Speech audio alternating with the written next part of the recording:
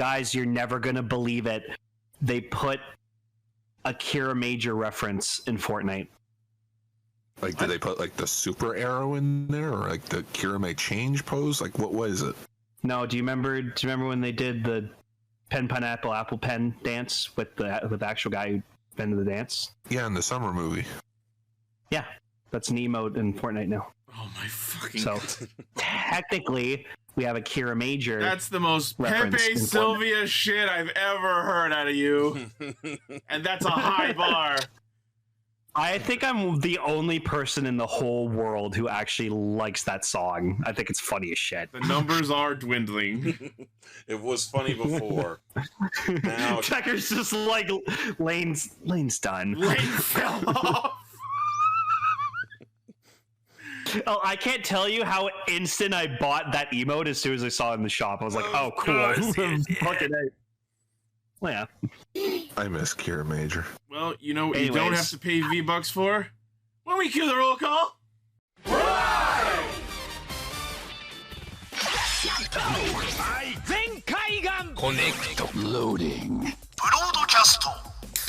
Perfect! Show running super savant. Level up! Bluecaster, super Ichi. Loud and online. Greycaster, Robolane. Researcher of the Tokuverse. Yellowcaster, Ultra Guard. Trauma Inducer, Northcaster, Saga. Combining comedy and critique. On air since 2014. Radio Sentai Castranger. Welcome to Radio Sentai Castranger, episode 556. It's episode I was gonna do, like- Kukumaracha Cactus Pokemon. I was Wow. gonna cue the roll call by going. I have a cue. I have a roll call. God damn it. I'm really Cue glad we the didn't do roll that. call. I forgot this Oh, thing's hey, name. We're smack dab in the middle of era of I start forgetting Pokemon names. Oh, yeah, I've been there a long time, Maractus? brother. Maractus. This is a Pokemon that's not available in Pokemon Go yet, or at least it's like it's one of Pokemon those went. stupid world events where it's like you gotta go to another spot in the world to get it, and it's like you You have to bastards. fly to Pokemon fucking go to Africa the to find polls. it. That's racist. There's no cactus in Africa, you ass. Who said Pokemon is geographically accurate? They do, and they model their regions after it.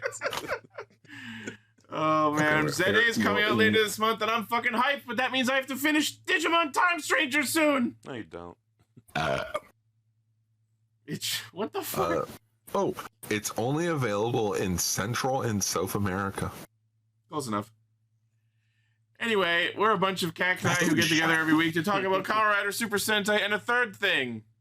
I There like is some Cacturn and cactus. Togemon. See? Not those kinds, though. I was ignorant, not racist. They're often one and the same. People complain that Togemon's like a useless Digimon, but it's like it's a giant cactus with boxing gloves. It's fucking sick. Yeah, and every time it shoots its needles, it goes in every fucking direction and does nobody any good. This was so consistent that they made it literally a plot point in Digimon Try. Okay, can we talk You mean, about this now? you mean how about some needle spray? Ah! I fucking love every time she did So- that. we might have mentioned this before. Ichi, Paul, and I are going through the original Digimon, but subbed, right? I'm so Yeah, sorry. 'cause we never I'm watched so the sorry. sub before. Okay, funny thing is, when we knew this as kids, but when Mimi got her crest, Togemon didn't Digivolve. Yeah. 'Cause that was weird. But Fuck Mimi, you don't get to evolve in your own episode. the last episode we watched was the one where Myotismon takes his forces to the real world, Yeah. right? And the kids are left Yeah. behind. And this Yeah. episode had a new ending theme, and Jesus fucking Christ. They spoiled every other form that debuts for the rest of the series in that ending They- halfway through the season. They spoiled that Kari's going to be the next Digidestin. They spoiled Kari. Oh. You get to see Niaromon, Salamon, Gatomon, Anjawomon, Magna Anjamon, and Wargreymon and Metal Garurumon. All in the opening Damn. halfway through the fucking show. We haven't gotten back to the real world. This infuriated me. Oh my god. Like- How could they get away with that? It's like No, they don't it's even care. It's like how like Kelly's brother, like he's a big My Hero fan, and he like he's like in the one opening. There's like a shot of like Hawks as a kid holding like an Endeavor plushie, and he's like, "Oh, you shouldn't see that. That's spoiling too much." And I'm sitting here like, I don't even know what the fuck that means. Trust me, it's one Hawks of those likes things. Endeavor. Ooh, big spoiler. I was watching the season 2 opening of Kaiju number 8 with my sister, and I'm just looking at the visuals like, oh, we're already teasing that. Oh, okay. Like, at least And when then- Digimon Tamers started, they had the fucking Ultimates and Mega silhouetted. Yeah, That's at least something. Yeah, And it was also funny Tamers because was Ichi showed us, and I promise we'll get to the news soon. Ichi showed us what's the new Digimon called? Beat Break. Beat Break. Seems all right, but this is my problem. The animation's too good. And I was like, I can't disassociate just kind of the crappy '90s look with Digimon, you know? So we watched that episode. Watch Cross Wars then. Right? We watched that episode, then we go back to Digimon Original Adventure, and I'm like, yes. nice and crappy. Comfortably shitty. Those are some pastel-ass backgrounds I love. Oh, and You know, as also a someone quick thing. The song that Mimi sang in the Japanese version Oh, yeah. is the original ending song. Yeah. Not, I'm gonna sing a song for I'm you. attempting to sing a song that will aid you in the Gekomon and it's the idea of your worldview of you being in charge. There's our title. I like that song more. Yeah. Anyway, this week we're talking about Zeztz episode 5, Gozyuger episode 33, and unfortunately we have changed our feature topic, and anyone in the Discord was alerted to this beforehand. It is October, it is spooky month, so we need to do something horror themed, and anyone who has been in our community knows that I have been tearing ass through the Garo franchise lately. And recently I'm working my way through Makai no Hana, which is the 4th season of Garo from 2014. And I happened across a very, very fun episode of Makai no Hana, episode 4, titled Movie. And I'm not a big horror movie guy, but even I could tell that this episode was a labor of love to horror films. And it made so much fucking sense because the monsters in Garo are called horrors. It took us 4 shows to get there. we did it, Reddit.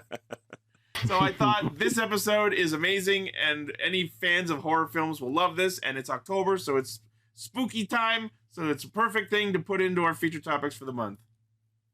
I had fun. So I didn't watch it. apologies to whoever watched whatever the hell the feature topic was going to be. It was Our Sentai bad. Daishikaku episodes. Yes, 3 to 5. I I remember. think Yes, it was like 14, 15, 16. we will get to that. But Eventually. in the meantime, we have some news to talk about. News mode. Bloop, bloop, bloop, bloop. News mode. First, on the docket, we have some more capsums. Get ready for the next year of announcing batches of bulls. Right here, folks. Capsule. Capsum. Capsule. Keep standing in the toy aisle, sir. Are you here to help with my capsum problem? Yeah. Yes. So yes, we have Bandai Japan posting the images of the Rider Capsum sets 2 and 3 and the Legend Rider Capsum sets 3 and 4. So Capsum set 2 comes with Recovery, Project, and Code. So, it's Projection. I was like, what the fuck is the Project Capsum? That's when you start a project and don't finish it. Oh, yeah. So my entire life, Yep. trying to be a novelist.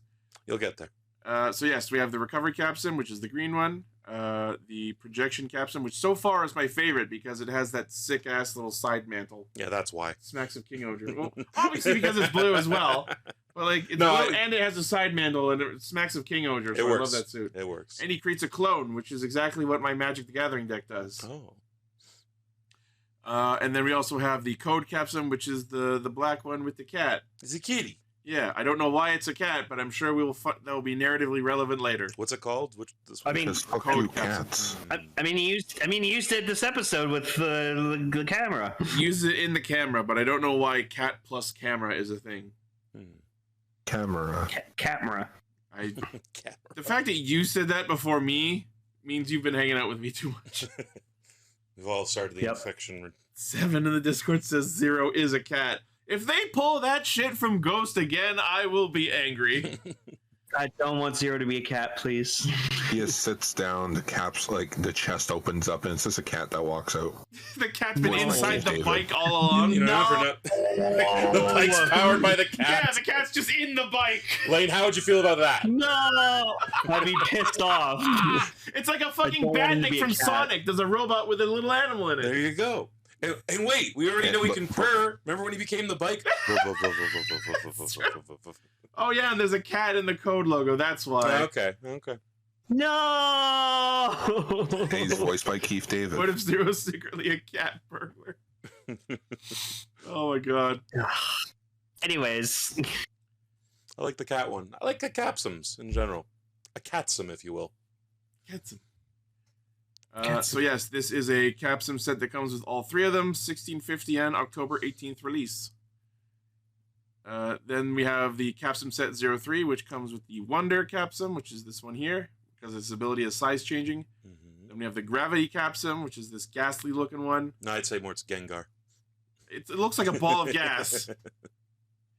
And then the Barrier Capsum, which has like arm shields. We've already seen what these forms look like, and they're very cool. 1650 yen, November 15th release. Then we go down to the Legend Rider Capsum. Sorry, go ahead. I was just gonna say, from the design of it, it sort of looks like a thermal detonator from Star Wars. it does look like a thermal detonator. Yeah. Just with like the little circle on the top part of them. Yeah. Lane and I were talking about huts like stone cold gangsters. All right, and we get to the Legend Rider Capsum set 03, which is Exade, Zeo, and Geets.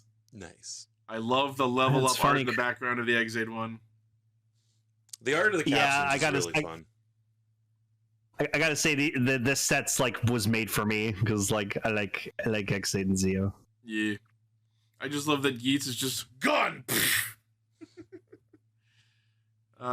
Yes. So this is also 1650 yen, also October 18th.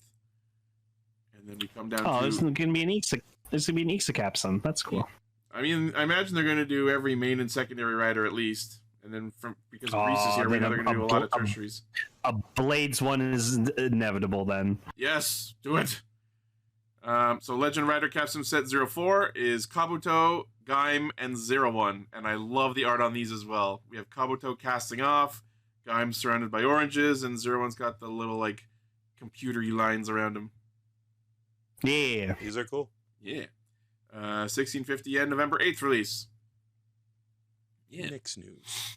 All right. Next, in Zeztz toy news, we have Zeztz action figures for the Esprim and Paradigm forms, and then one of Zero as well. Yeah, it's just a vinyl figure, though. Yeah, so we have Zeztz Esprim Recovery, which is the green form, comes with the axe. This is so fat. Features 37 movable parts throughout the body, but is sturdy. You can play it without worries. We've talked about it's got all the same features as the Impact figure and the other ones that we've talked about before. So we're not gonna. It's got a lot of like details about the mobility points, but we're not going to go into that. Not that pedantic. The Esprim Recovery figure, 4180 yen, October 25th release. Then we have Paradigm Wonder, which is the purple form, has the scythe. Same bits about being mobile. 4180 yen, November 22nd release. And then we have the Zeztz Capsum Change Collection Esprim set, which comes with the 3 Esprim forms, Recovery and... Oh no, it's 2 forms, Esprim Recovery and Esprim Barrier.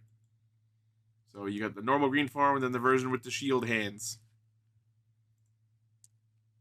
And he brings them together. Yeah. To make a child. Don't say it like that. Wait, what's yeah, it sounded pretty bad. He makes a child? What? Makes a boy? Yeah. So this set is 2,200 yen, October 25th release. Then we have the Zeztz Capsum Change collection of the Paradigm set, which is Paradigm Wonder and Paradigm Gravity, aka the normal purple form, and then the one that gets the fucking cone hands. R.I.P. Newton Damashi Power Hands. It does remind me of Newton. Captain Tube Hands returns. Oh, we're getting there. That's a deep. The city's gonna collapse on me. Why does it matter? You're dead. Oh yeah. Funk. All right, so that is 2,200 yen, November 22nd release.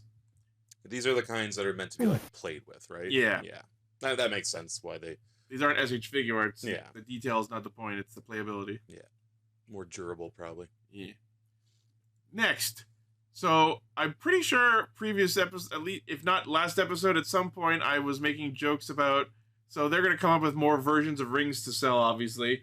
And they heard me because now we have more versions of the Sentai rings. We have the golden edition. That's how they get you. It's yet more gold. I love gold. So Premium Bandai posted the images of the Sentai Ring Golden Edition 50 Sentai Complete version. I mean, look nice. You were saying, Gar?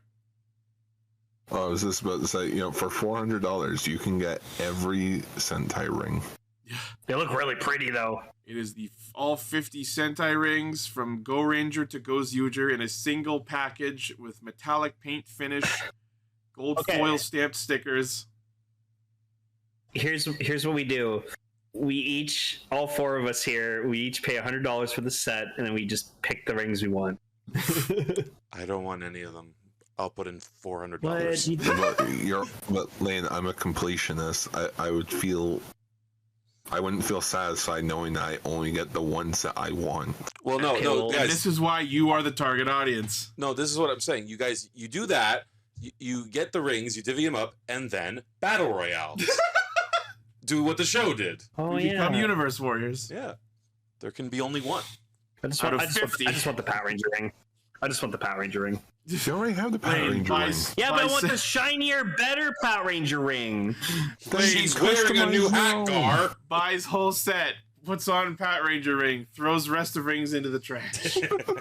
No, I wouldn't do that. Now you did that thing like that guy did, like when iPads were a new thing. He was like the first person to go in, like broke it in front of everyone else.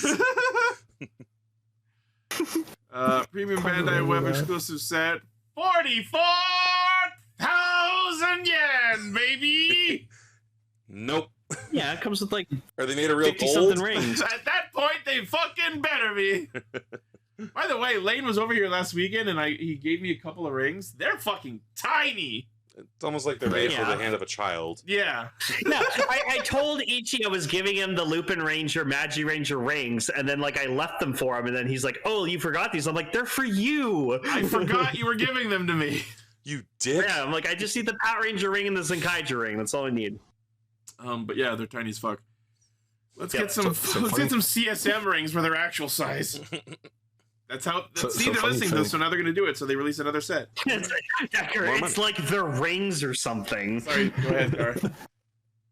I was just about to say, where was I going? Sorry. We were talking about this on Saturday when we were watching Ultraman Leo, this ring set. And apparently there's a campaign going on for these rings where it's like you can either get the 70s and 80s, you can get the 90s, the 2000s, or the 2010s. 2010s and 2020s, like all together. It's like a campaign sort of item, but it's random. Oh, so they've added gotcha to this. But this isn't Zeztz. It sounds like someone trying to sell toys. Yeah, it's like, but at that point, you might as well just buy the whole set. Exactly, and that's how they shirk you out of $500. Yay, capitalism. Welcome to Gotcha Mechanics, baby!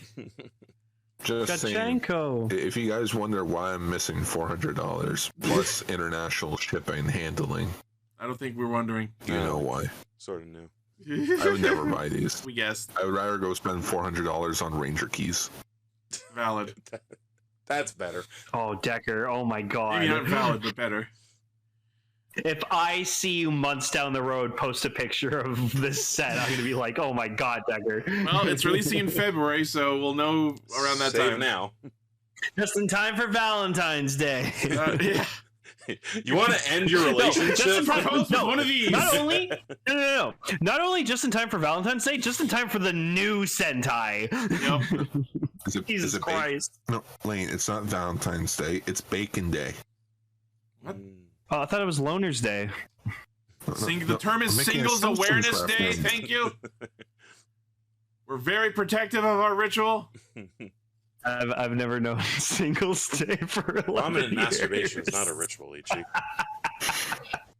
Moving on. Anyway. More rings. More rings. Oh, the ones we just saw. So Premium Bandai just likes to fuck me over because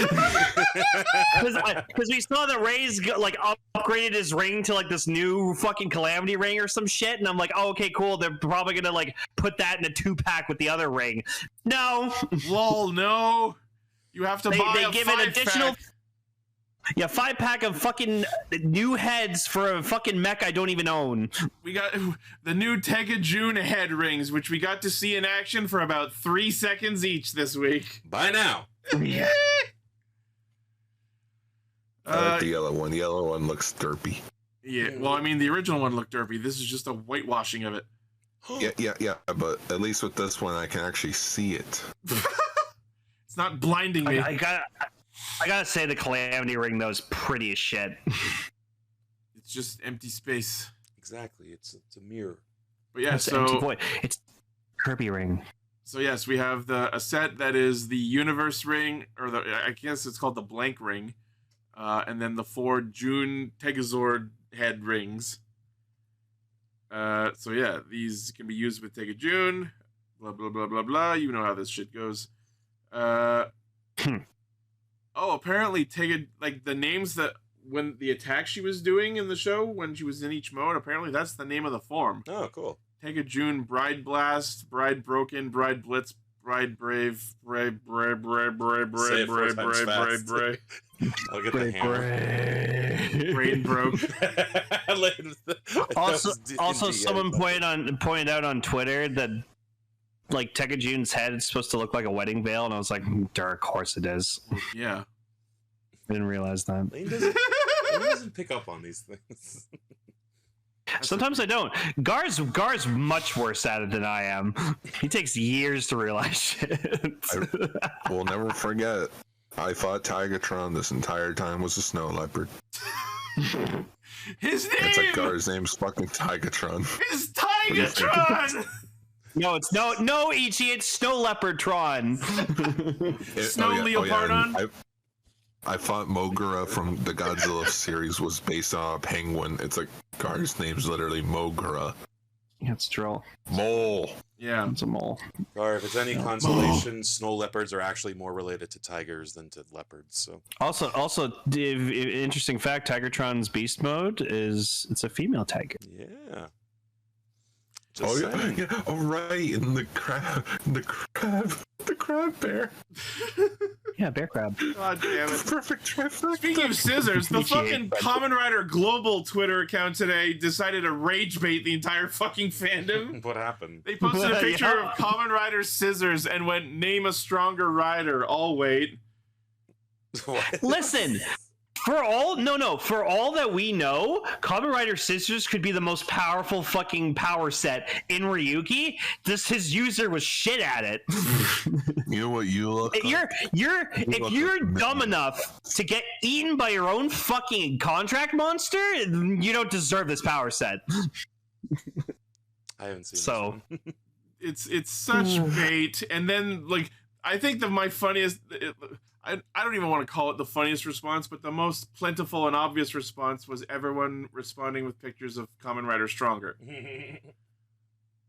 This feels like when remember when Wendy's was doing like sassy tweets? Yeah. Like this is what that feels like they're trying to do. Thank you, corporate Twitter. I miss sassy Wendy's. Sassies. Yeah, and then the blank ring that's in the set in the Tegazord makes a unique sound apparently. Cool. Premium Bandai web exclusive set, 4620 yen, February release, just in time for Singles Awareness Day. Hey, don't mess with crabs. Crabs are fucking cool.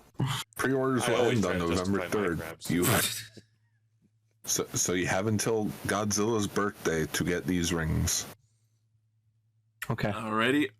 Moving on, we have images of SH Figure Arts Kamen Rider Gav Amazing Gummy, the form that was in one episode that was not the finale. But it was pretty as shit. I really liked it. I've completely forgotten about Gav. Right? No, not entirely. Wow, I can never forget about Gav. Gav was delightful. Maybe in a few years. Yeah, give it enough time and booze. Decker, you'd be correct. Fuck Master and Over, Gav, definitely. This is the cooler form. Yes, so the miraculous form that he used in episode 48. Newly sculpted, great attention to detail, metallic texture, eyes are made of clear parts. 7. It's not cool, it's hot. God damn it. I mean, it is a nice looking suit. That's a spicy Kamen Rider! Didn't you get this form from, like, choking on his own blood or something with the gummy? He ate dirt rocks in his own blood. No, he was just super enraged, and then popping gummy was like really feeling it, so turned to amazing bubble gummy. So he's a vampire. He ate his own blood. Did you say amazing bubble gummy? No, popping gummy. Okay, well it's amazing gummy, not amazing popping gummy. Whatever. It's a portmanteau. Anyways, it's cool. I like it. Yes. shiny. So the amazing gummy Gochizo is set in the Gav on the stomach. The joint structure does not destroy the body line, allowing you to give the figure impressive poses that look natural. Is that true? That's what I'm always saying about my figures. They're not natural This enough. figure didn't destroy the body line. Damn it. Bandai Web exclusive, 8,800 yen, April release. April Fools. That's what. I know you said portmanteau. It was a fucking. I know you said. I know you said portmanteau, but I was so close to responding back. No, Ichi, potato. Well, that might mean he eats a fucking vegetable. It's so dumb. The fries form was a different one. Alrighty. We'll figure if you're into this form. Yeah, it would be fun in your collection. Next, so this went up for pre-order on Tokollectibles. Ooh. A Super Sentai 50th anniversary framed pin set of every. I almost said every Red Ranger, but Zenkaiser is in here, so it's every lead Ranger. No, Zenkaiser's best red. What are you talking about? Imagine if they swapped him out for Zenkai That'd Red. be hilarious. I like pins. He's got red on him. He's got a red stripe. Sure. But yes, this is all the main leads from Go Ranger to Gozyuger in a very nice framed pin set that you can put on your wall. Or you can crack that glass open and put the pins on your Ita bag. I just love you have like Shinken red, Gosei red, Gokai red, like Kyoru red, and then you have like Tokyo One Go and then it wasn't until I looked at this poster that I realized, oh my god, we've had two Rangers with the name, like two Ranger teams with the name with number Go as their like Ranger name. Oh yeah, Tokyo Ichigo and Patron Ichigo. You know what? It's funny too because those two are my favorite reds in all of Sentai. You're right to say lead Ranger too, because you know who's missing from this? Huh? Time Fire. Oh. Cool. Also, I love that. So I guess the. Hang on, Gar's talking. I was just looking at the Kira Major one. And it says like Kira May with an AI at the end instead of an EI. I mean, that is how it's spelled. Oh, I thought it was Kira May spelled M-A. I didn't know the I was in it. Oh no, I always thought it was EI. Yeah, I thought it was EI too. That was what all the. Well, then again, those were all fan subs that we watched. The team name is Kira Major with an EI, but I've only ever seen the name of the heroes spelled that way. Anyway, how much is this? By the way, I just love that like Don Momotaro and Kuwagata Oger have such long names they have to squish the fonts. Oh, yeah. Yes. Oh my god, this price! Releasing in November 2025 for 518 days! Well, there goes that dream. Fuck that! That's the shit. That's the stupid shitty Tokollectibles price. There's and that's $519 US plus shipping and tax. And there's 50 pins. That comes out to $10.38 a pin. That's not unreasonable. This set before shipping and everything is $728 Canadian. Can't you just release these individually so I can buy the ones I want? You're also buying the frame too. Fuck the frame. I don't need a frame. Yeah, no, I would literally take these, break the frame out of the frame, and then just put them in a bag. I just love this image they have of this girl sitting in a fucking IKEA with the fucking frame on the wall. Stock photo. I love it. Now, release a set of all the blues, and then you'll have my attention. There you go. I mean, if this does well, they'll probably do that. No, what you do is that you take off all the ones that were adapted into Power Rangers, and you make your Power Ranger pin collection. Here's what we do, guys, and I'm throwing this out to the chat. So what you said earlier, but you know, if everyone puts in their 1038, we go in on this 50 ways. Yeah, we could do it, and then we have to ship out 49 rings to everyone else. This woman literally has nothing else to do in this stock photo. Apparently, it's 8:15 wherever she is. She's reading a magazine called Savers. Sorry, Savers. Oh, it was a cooking. Yeah. Can we talk about this quickly? So apparently there's a new Sentai exhibit that opened up. Instead of putting all the teams together, someone they sorted them by color. OCD, yeah, did it by color. Oh no! Oh no! They must have had a lot of fun with the greens and blacks. Oh, I wish I hadn't said it like that. If you look just above Gozu Eagle's head, you can see Kiji Brothers. Yeah, you can see Kiji Brothers' head. Looks like he's like there. Sprouting out of I was like, no. As soon as this picture was posted, I was like, "Where's Kiji Brother?" He looks like he's like, "Am I in the right section? I can't tell." Oh dear. Oh my god, that's fucking hilarious. This is really satisfying to look at. Okay, I'm not gonna lie. That is fun. He is very tall. That's why it looks like he's in the wrong. No. I mean, I meant, was it wrong to not put them all with their team instead of doing it by color? But Lane, you're right. This does look cool. It is satisfying to look at. I'll give you that. and there's the new brother, just right down there. Hey, Kimberly, how you doing? I'm part of the New Rangers. This is like. Yeah, this does have a Rocket Raccoon. They should have put Inu Brother like up front in the row of blacks. They should have put him on like Magna Defender's shoulder or something.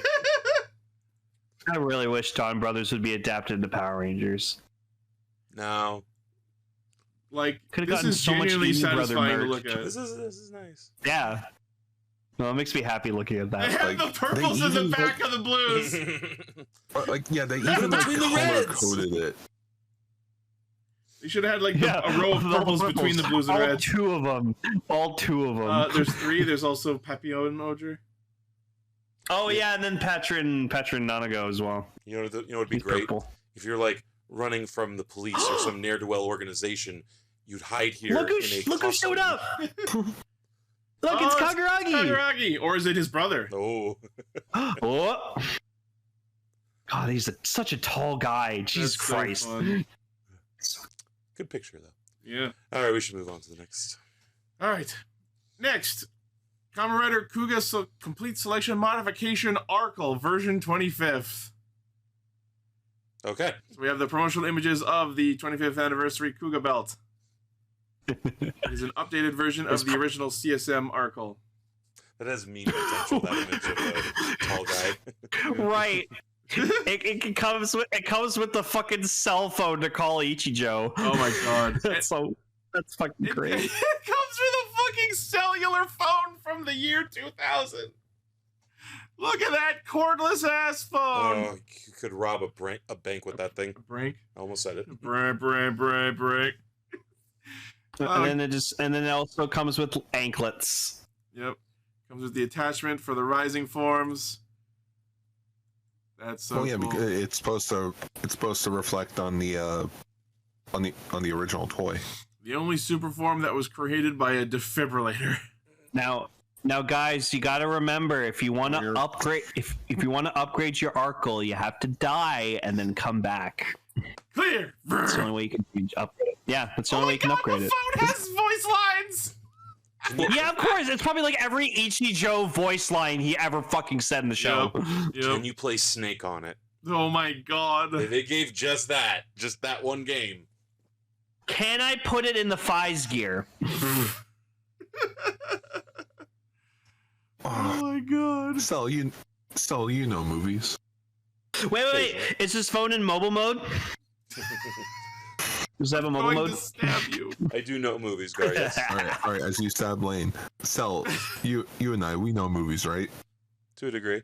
What was the name of the movie about the college or university students that like like they died and like they saw bits of their afterlife and then like they would bring them back. What's the name of that movie called again? Flatliners. That's it. Directed by Joel Schumacher, cinematography by Jan de Bont. Oh, that's actually a quote from a movie. Well, yeah, Decker's right. If you want it to be in mobile mode, just turn it off. It's like one missed call. That's like the most, like, that is the landest line phone I've ever seen in my life. Oh, you should see the 80s cell phones. I grew up with these cordless phones around. Yeah, me too. Where's the speed dial button? That's what the mode's for. There's probably like a speed dial menu. No, it just needs to come with a charge port. Or just like one of those docks. Yeah, one of those like big ass docks. Yep. This was an 80s cell phone. Oh my god. There it is. Flat. Kiefer Sutherland? Oh man. Love Kiefer Sutherland. No, dude, literally directed by Joel Schumacher. Some lines shouldn't be crossed. Oliver, look at Oliver Platt. He looks so cool. Oliver Platt, fucking Patrick Dempsey. Kevin Bacon. Or William why Baldwin. not? Sorry, Patrick Dempsey. I mean, Decker, if you're listening to this, take this poster of Flatliners, put Kuga in there somewhere, and just underneath Kevin Bacon's name, put Kamen Rider Kuga. Hell yeah. And Kaoru Ichijo. Kuga Bacon.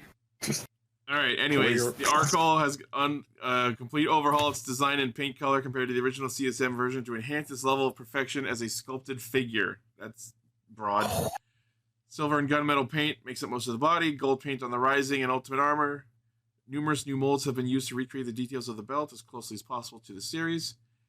The transformation sounds from Mighty Form and Dragon Form have been improved from the original CSM. That's weirdly specific. Did those forms specifically have problems with their sounds? Perhaps. In the last release? The audio that they had was probably just garbage. It was sound from the year 2000, so it was probably bit crushed as fuck. Yep. It's got new sound effect buttons, such as jump and landing sounds and go-ram related sounds. No, Ichi, they took the money that they made from the original CSM Arcall and hired like professional like sound designers to make brand new versions of those rising sounds. Yep. It is now possible to play the arm waving pose sounds during transformation sequences. Cool. 5 new background music tracks, including the track from episode 48's farewell scene. Ooh. I always did like the sound when it like I think it was when he turned into Titan. It would go like Yep. Super cool. Pressing the buttons of the cell phone will let you play Ichijo's iconic lines. The mighty anklets you can attach to your legs so you can pretend to be Kuga in Rising Mighty or Amazing Mighty forms. I don't want to be Kuga. Premium Bandai Web exclusive, another 44,000 yen release, also in February. But think about this. This is cheaper than a fucking Sentai pin set. That's hilarious.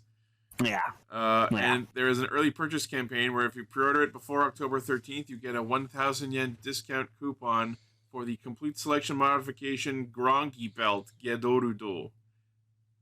So if you buy this, you get $10 off the next equally priced thing. Cool.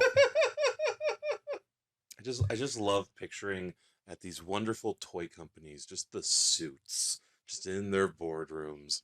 Oh, for a second I thought you meant like toku suits. No. Where the real power is. The true suits. Like Vought execs. The deadliest final forms of all corporations. Mm-hmm. I mean, if Cosmic Fury taught us anything, capitalism is the truest evil in Power Rangers. I already learned that lesson from every season of Dimension 20. Yes. And yet. All right, so that's a thing. Next, in Memorial Edition news, the Aura Changer from Die Ranger, aka the Magna Defenders Morpher. No. I was about to say, I'm like, it's the Magna Defenders Morpher. I almost got excited because I saw Gosei Sentai and then I remembered it's Die Ranger. Oh. I thought it was going to be Ghost Age or stuff. Gosei! I will say a Memorial 10 soda would be pretty sick. Oh, where like you Great pull big on it and Easter the egg. eyes actually change colors. Yeah. I just love that sound when you close it up and it just goes. Gozyuger. So cool. Go say Sentai That's a video Castranger. that we need. That's a video we need to make with Lane. Just Lane imitates sound effects. Oh yeah, I'm Lane's mouth and put pretty a card good in. at it. Gotcha. See, if we were the type who could hack our like Procedure. toys like that, Yeah. put Lane's voice into our toys. Tumbo. Go Langer. All right, so Premium Ed, I posted images of the Aura Changer Memorial Edition. Wow, that was good. That looks like it fits. The font kind of looks out of place, but the Kuga image fits in perfectly.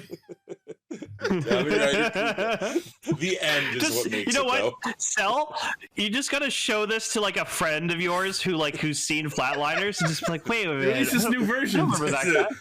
Oh wow, Yeah, the the director's director's cut cut. is really Wow, it's ambitious. Yeah, This is Kuga came again- in and saved the day. I mentioned this a long ass time ago, guys. This is one of my favorite things about being on this show. Shit like this comes into existence. Yep. All right. You're Oh, welcome. 1990. So we have the Aura Changer using some of the molds from the previous Super Sentai Artisan version from 2016. Now we have a more dignified. 2017. I'm just reading the article, dude. The photo Why'd they literally censor says the model? 2017. All right, well then blame the article. I'm just letting the images scroll. Features a dignified appearance thanks to the use of plating and die casting. What was that like? Is it actually called the Aura Spreader? The Aura Gatherer on the right arm Changer. and Aura Spreader on the left. Oh no. That's taking on a whole new meaning these days. I also don't like that the Aura Spreader is the one that gets something shoved into it. Mhm. Oh yeah, baby, spread that aura. Oh, Japan, you really have to like fucking know what the fuck you're calling your shit. Like, come on. You need like a white Is it- guy is as it- a consultant. He'll show you the Oh, way. fuck. Yeah, that's a meme. It's gonna be a meme. That's the new name for my dick, Aura Spreader. That's pretty good. Wow. Wish Yeah, I it's thought called of the it. Odra Caliber, the Odra Shaft. There you go. Mm. Oh Get the fuck, that boner killed right in me. that Aura spreader. I got two autistic laughs in a day. That doesn't happen very often.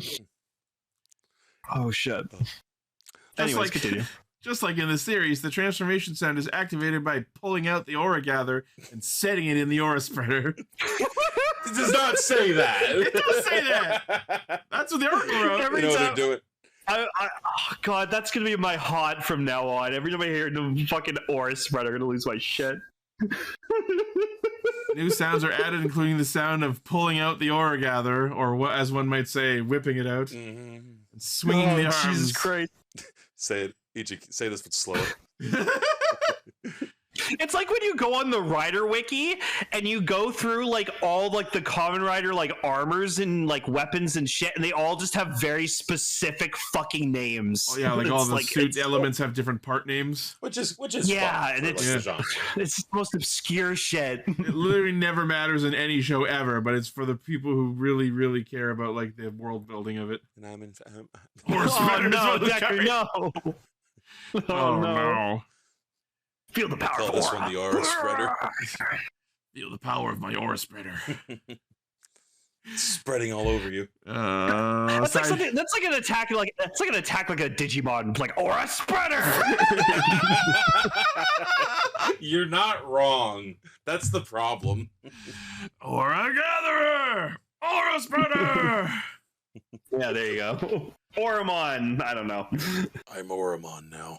You can be whoever you want, big guy. Let's stop spreading. Yeah. Could you stop man aura spreading? Decker, you're not wrong. You can truly say anything as a special attack name. No, it has to be specifically 2 words between 3 and 6 syllables at most. Water bottle. See? Goat cheese. That's good. 2 syllables isn't quite as epic. 3, I feel like Yeah. is the sweet spot. Jack off. Cowabunga. Perestroika? I got Perestroika. Perestroika. Donnie, give it up. By the way, they just started announcing TMNT related Magic the Gathering cards today. Yeah, there's some fun ones. I'm going to post in the chat because these are my favorites. The basic lands are pizza slices with different toppings. That's genius. I saw a Super Shredder Magic card, and I'm like, well, that's Cell's favorite. It's a Super Shredder! Yeah, that was a fun one. But it looks more like the one from the 2012 series. I prefer the 90s movie one. Well, no, Decker, Magic the Gathering is now the Fortnite of trading card games. Nope, don't put that in my head, please. What if we called it? I prefer the Smash of card games. So guys, Seven gets it. Guys, can we please finish talking about the news story? Yes, we can. Sorry. Premium Bandai web exclusive 14,300 yen March release. This is expensive now. What happened? It's a really pretty morpher though. But you know what's a better morpher? Yes. The G phone. Can I talk about this one? Go for it. Yeah. It doesn't help that we're now talking about something called the G something. Mm-hmm. Yeah. Spread your aura so we can find your G phone. Sorry. You can go. Premium Bandai has officially released official images of the memorial edition of the G phone from Hakuju Sentai Castranger. I love this or image the of him. morpher from Wild Force. I love this image of it in like the humanoid form where it looks like Mario just going, let's go. Yeah, I never liked these things that much. Gar, as someone who loved Wild Force, I was like, what? With the growl. Oh, you don't like the quick transition? No. No, I don't. I'm gonna be honest. If I was to get this thing, I would pose it in the humanoid mode because I love that shit. I also really I loved when it just like it turns into that and then it transitions to them into like the ranger suits. It's so cool. I think it's so super. I really don't like that the animal heads are attached to where the humanoid form's genitals are. You went through so many words and I loved it. I was like, which one do I go with? Spin the Rolodex. Well, because like they all have their own animal forms before becoming the ranger mode. Yeah, like Black one is the horniest. The standing mode, at least.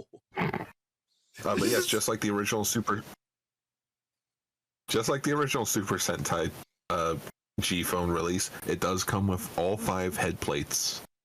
Well, that's where unlike the Growl phone, where it was just the default Red Ranger design. I love that they silhouetted the model's face. Yeah, I was saying that earlier. Like, what the hell?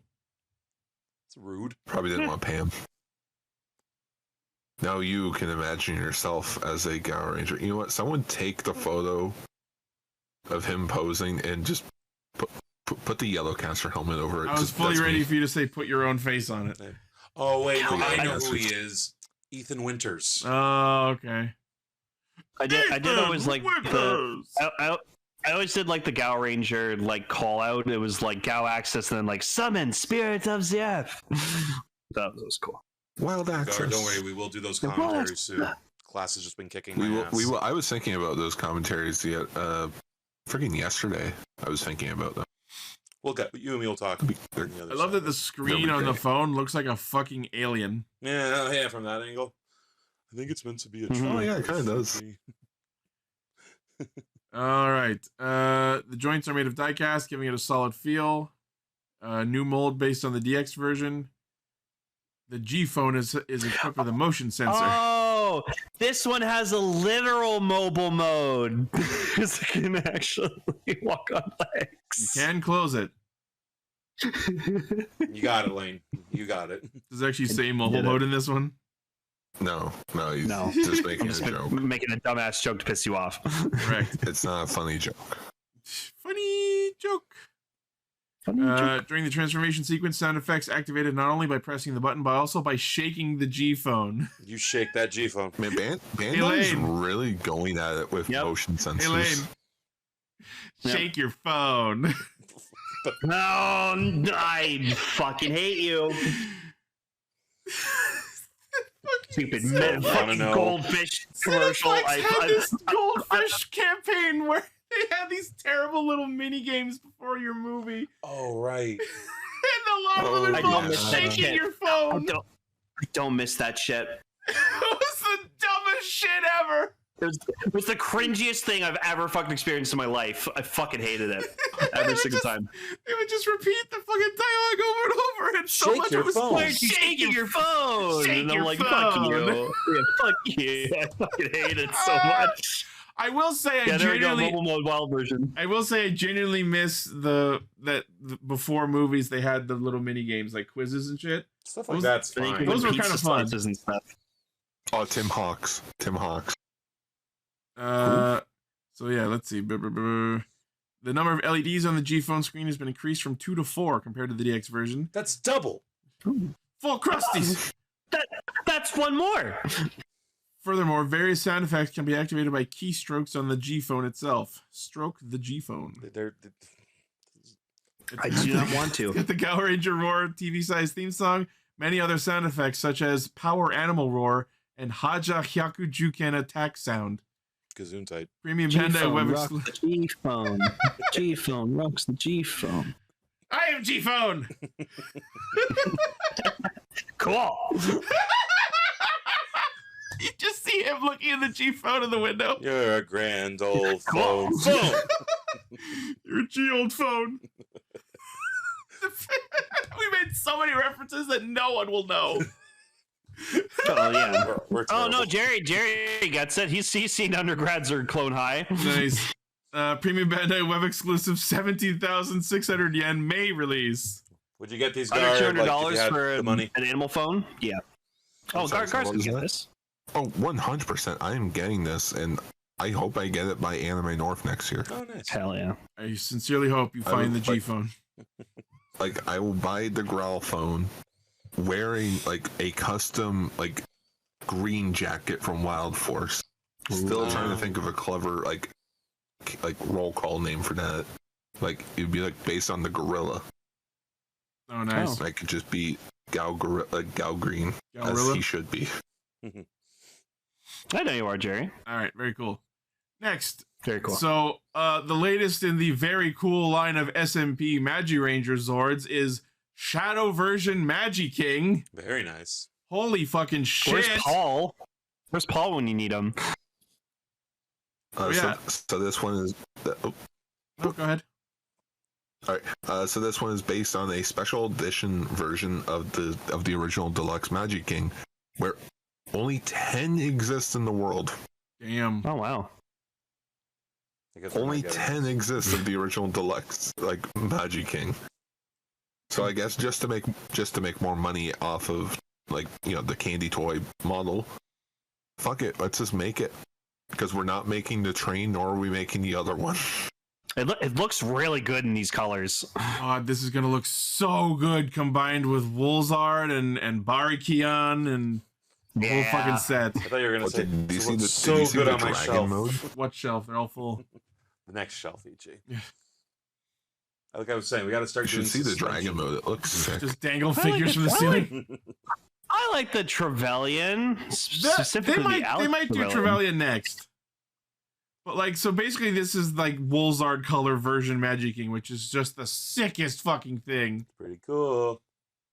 This is if Woolzard beat all the Won. Magi Rangers, and then he was just like, I'm gonna You are use my their kid. use their corpses to make a Magi King. Jesus. That's what's happening. We have to remember that these are the Magi Rangers. Yeah. And this release also comes with 2 magic circles that you can use as backgrounds for either Wolkaiser or Magic King or whoever. We have the holy version for normal Magic King, and then the shadow version for either this or Woolzard or whoever. I was going to bring it up whatever. when you guys were talking about the G phone, but it makes more sense to talk about it now. I hope we get a re-release of the Super Mini Plug Gao King in the Gao Ranger sets. That'd be cool. And if this sells well, I would like to see them do the other exclusive that they did with Gao Ranger, which was the Gao Panda. Oh no. Oh yeah, that's a really rare one. Yeah, so a model version of Gao Panda would be nice. And the red, there's a red Kongazord too, right? Oh yeah, that was for the summer movie, which Neat. that was Oh, just yeah. a regular release. That was a retail release. Oh, okay. 7 in the Discord says, would the form be called Woolzard King? I would go with probably Wool King. I like that. But apparently this Megazord, like unchanged, is called Magic King Shadow version. There it is, Gold Panda. Yeah, Go Panda. Go Panda. Go Panda. The magic circles come with pedestal stands, so you can show them behind the Megazords if you want. Premium Bandai web exclusive, 13,200 yen, releasing in March. That's pretty fair. Magimarch. Magimarch in October. Don't remind me of our failures. I liked Magimarch. All right, next. So I don't know what Jesus the fuck. Christ! I don't know what the fuck to even say about this. So apparently they're releasing a Shin Godzilla tape dispenser, and it's a fucking nightmare. This is the true final form of Shin Godzilla. On record, I have stated that Shin Godzilla is like my least favorite Godzilla design-wise. I think he's fucking awful looking. Ass eyeball. Oh yeah, no, he wants to die so badly. He's suffering so much. Just to remind you, the guy who made the Gauss and Gamera Guardian of the Universe also made this. It's all coming together. It looks like they skinned him and taxidermied him into this fucking office supply. This is what Japan would have done if you won. This is what happens when the humans win. To me, like, look. Oh, it's a lot bigger than I thought it was.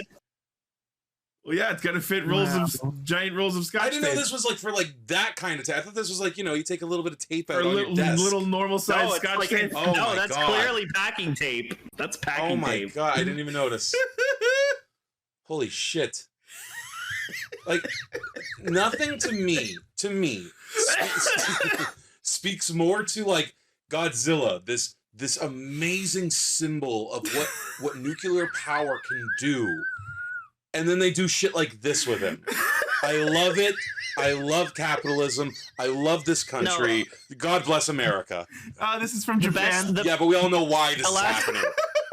No, this is the best thing they've ever done with Godzilla as a product since like the Godzilla humidifier. See, those actually that's funny as hell. Like, this is amazing. Yeah, I mean, nothing was funnier than when my sister showed me the Ultraman toilet paper holder. Oh no! Oh, look, you can close the mouth when you're not using it. This is more articulation than some toys do. I just love the fucking shots with the fucking ruined city in the background. I'm like, yeah, like who is this advertised to? Like, oh, this is it's like looking at you while you're fucking. I hate it. I hate it. I hate Shin Godzilla. I hate it so much. Would you get it if this was Godzilla -1? Maybe. I mean, do you know what I want? I want a fucking tape dispenser of Godzilla Earth. That's the best Godzilla. No, that's like what they use for like industrial size taping. Exactly. It looks like he's like some sort of like shitty like Zord attachment on one wheel. He's an auxiliary Zord. Oh my god. Do you know what they need to do? They need to fucking take like Beast Wars Megatron and just like Shin Godzilla the fuck out of him. Oh god. So you're about to say make a Megatron tape dispenser. You know what's gonna happen? Some well-meaning elderly man or woman who their grandkid is really into Godzilla, they're gonna see this and accidentally buy it and then give it to them as a toy present. It's like, thanks, Grandma, tape. I just imagine some young children opening this on Christmas, seeing its fucking face and screaming their face off. That's something you could jump scare someone with. Put that in the toilet. We went from Shin Godzilla as like a zipline ride to tape dispenser. Fucking Tapezilla. How the mighty has truly fallen. Oh, that's okay. We can tape them back together. You know what I want someone to do? Because like the Shin Godzilla poster is pretty iconic, like with the red background, the black like. I want someone to make the poster, but with this. The poster with Tapezilla. Oh no! And you know what? If you want to make some extra money because they released Shin Godzilla in like black and white, make a black and white version. Lane, orthochromatic, please. Tapezilla -1.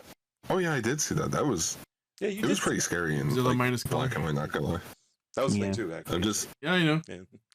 like, I'm just picturing that. Yeah. Yeah.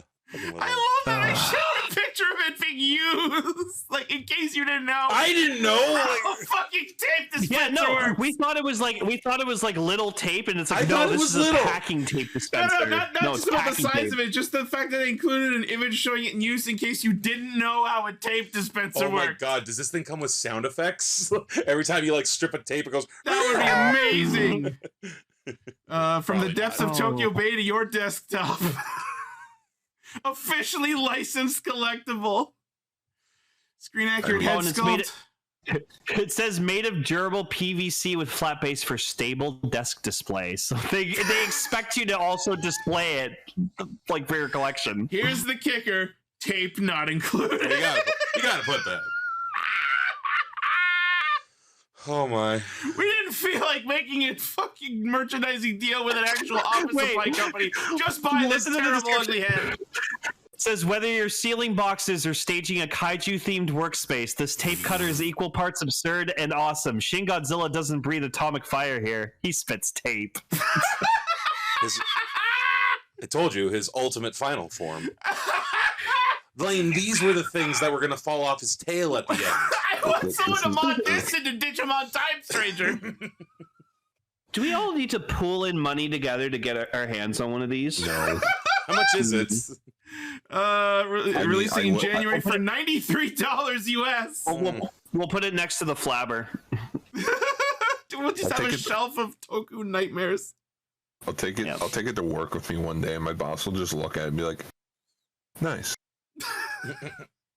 I fucking hate Shin Godzilla so much. Is Shin Godzilla generally liked or hated? No, he's.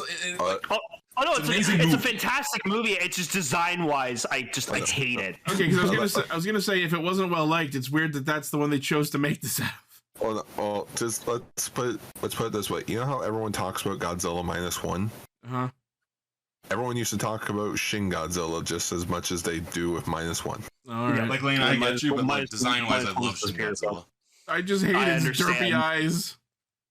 No, like look at it's just the tail, the small fucking ass arms. I hate Fucking it. arms look like he's going, what the fuck did you do to my I mean, head? kind of is. Like, he's in constant No, pain. it is constantly. Yeah, that's its second form. It's constantly That's suffering real? throughout the That's whole not movie. an edit? Oh, you didn't think that was... No, What?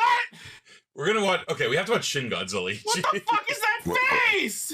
we're watching it. Don't worry, guys. We're That watching it looks next like a year to Digimon! celebrate No, the 10 years. And he's got Decker stages. spoilers. Oh my Decker god. spoilers. Decker spoilers. So Is there a human in him? No. no, I mean No, You'll see. maybe One day. definitely we'll not. see next year. Anyway, Next I time fucking on hate thing. this, but I loved finding out it exists. All right, let's talk about Zeztz, please. No. Before Zeztz, Oh, Oh okay. my- before we go into the Dreamland, Mhm. a new episode of Ultra Galaxy chat dropped today. Oh my fuck god! I am listening to that on my way to work on Monday. I thought you were gonna say All right. I'm listening to it right now. Bye, guys. All right. Aside from that, I did not watch anything, mainly because You missed out. I don't. Well, sorry guys, I didn't feel like jumping into a third season show Doesn't where matter. I need a bunch of context. No, you didn't. It's funnier if you don't have context. Gar, I'm gonna No, tell you you didn't. that you would have loved this episode. What context could there possibly be required in this show? It's the third season of a Garo show. I probably need some context. Oh, So anyways, I thought you were talking about Zeztz and Gozyuger. I didn't watch any of Garo. Honestly, this episode is so self-contained, and I will give a 2-sentence dissertation on what you need to know. so anyways, I'm heading out. You all have a good All time. right. Bye, Gar. I like that guy. Who the fuck was that guy? I'm on it. Good morning! Zeztz! Protect the VIP bride. I loved the fighting in the Upside Down Church world. Sorry, this Yeah. episode flabbergasted me because I had my prediction from last week, and then this episode went, you know what? Fuck you. Which one was that again? We have to talk about how two police officers broke into a fucking man's room while he was sleeping and found his super secret dream base in his closet. Fujimi is the best character still, but like he really chose to climb up outside this building and crawl into his window instead of knocking on the door like a normal person. Illegally, I might add. Yeah, this is very illegal. And then Baku's like trying to like hide all this shit, and Zero's just like, nah, tell them what's going on. And I'm like, what? Then why are you hiding? I mean, okay, granted, they study paranormal shit to a degree, but they are pretty underwhelmed. But did we just find Narnia? Like we walked into a closet. Yeah, there's like extra dimensional space inside this closet, which still hasn't been fully explained even to us. Yeah. Yeah, I don't even think they looked out the window. Which is a shame. It's a good view. And of course, just like they did in the other episode, they had to literally sonic spinball their way in. Okay, yeah, like the first time I saw that in the episode, like it was like 2, I think. Yeah. Like I was like, did they just do a tactical roll? Yeah. Like, did I just have a stroke? Why did they do that? Surely that won't be a running gag. Looks like it's gonna be. Oh my.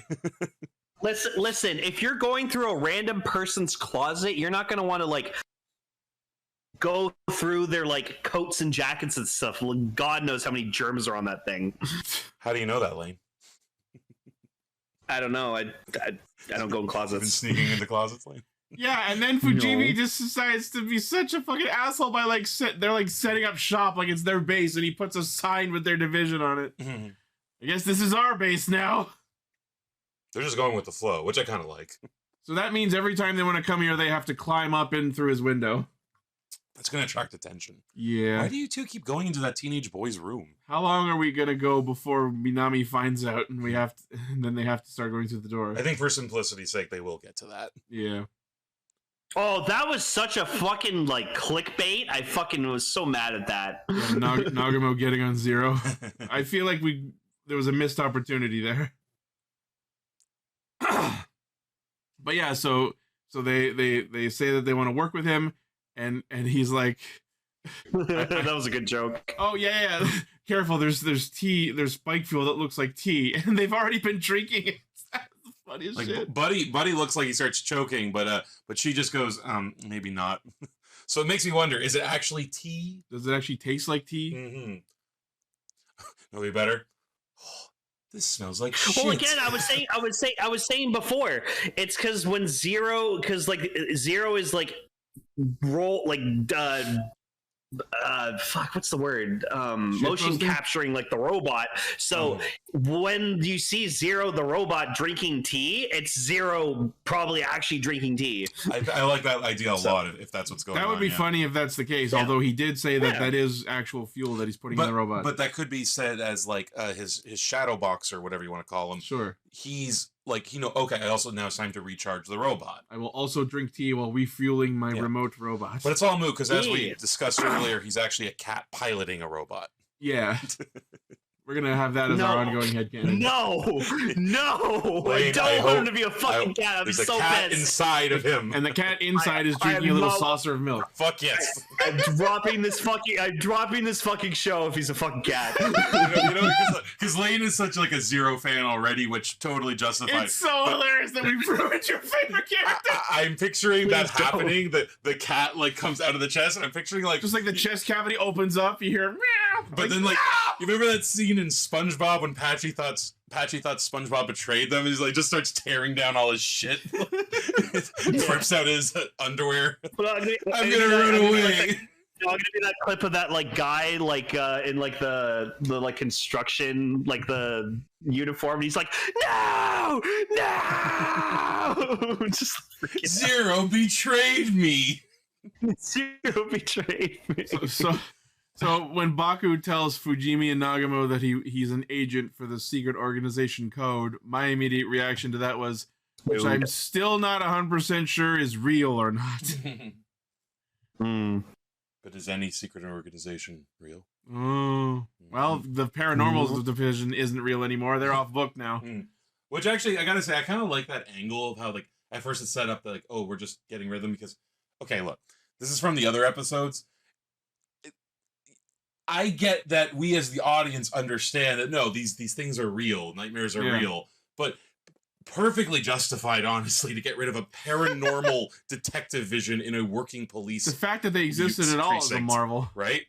But the idea is like, okay, I'm putting you off books. That's actually kind of interesting. Although I'm kind of sad we didn't get like Nagamo's reaction to that. Just like, wow, I've been demoted again. But Nagamo's also had a really great moment where she just delivers Fujimi a swift kick in the ass. Yeah. Yep. Oh, these two are going to end up together by the end. I can tell. Absolutely. If they're not already together. Yeah. So yeah, they're here because they want to support him and work together to solve the cases. And as they look at No, you know what it's gonna be? Cell. Remember when Gina and frickin' Boyle frickin' slept together in Brooklyn Nine-Nine? Yeah. It's gonna be that. They're gonna be like arguing, and then they're just gonna wake up the next morning in bed together. No. And then they're gonna spinball out of bed.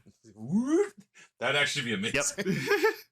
That'd be awesome. So they go and look at like the big screen that has like the list of suspects and how they're all connected, and that's how we find out that the dude with the knife, who is her childhood best friend, his full name is apparently Ippei Doi, and wow, is that unfortunate.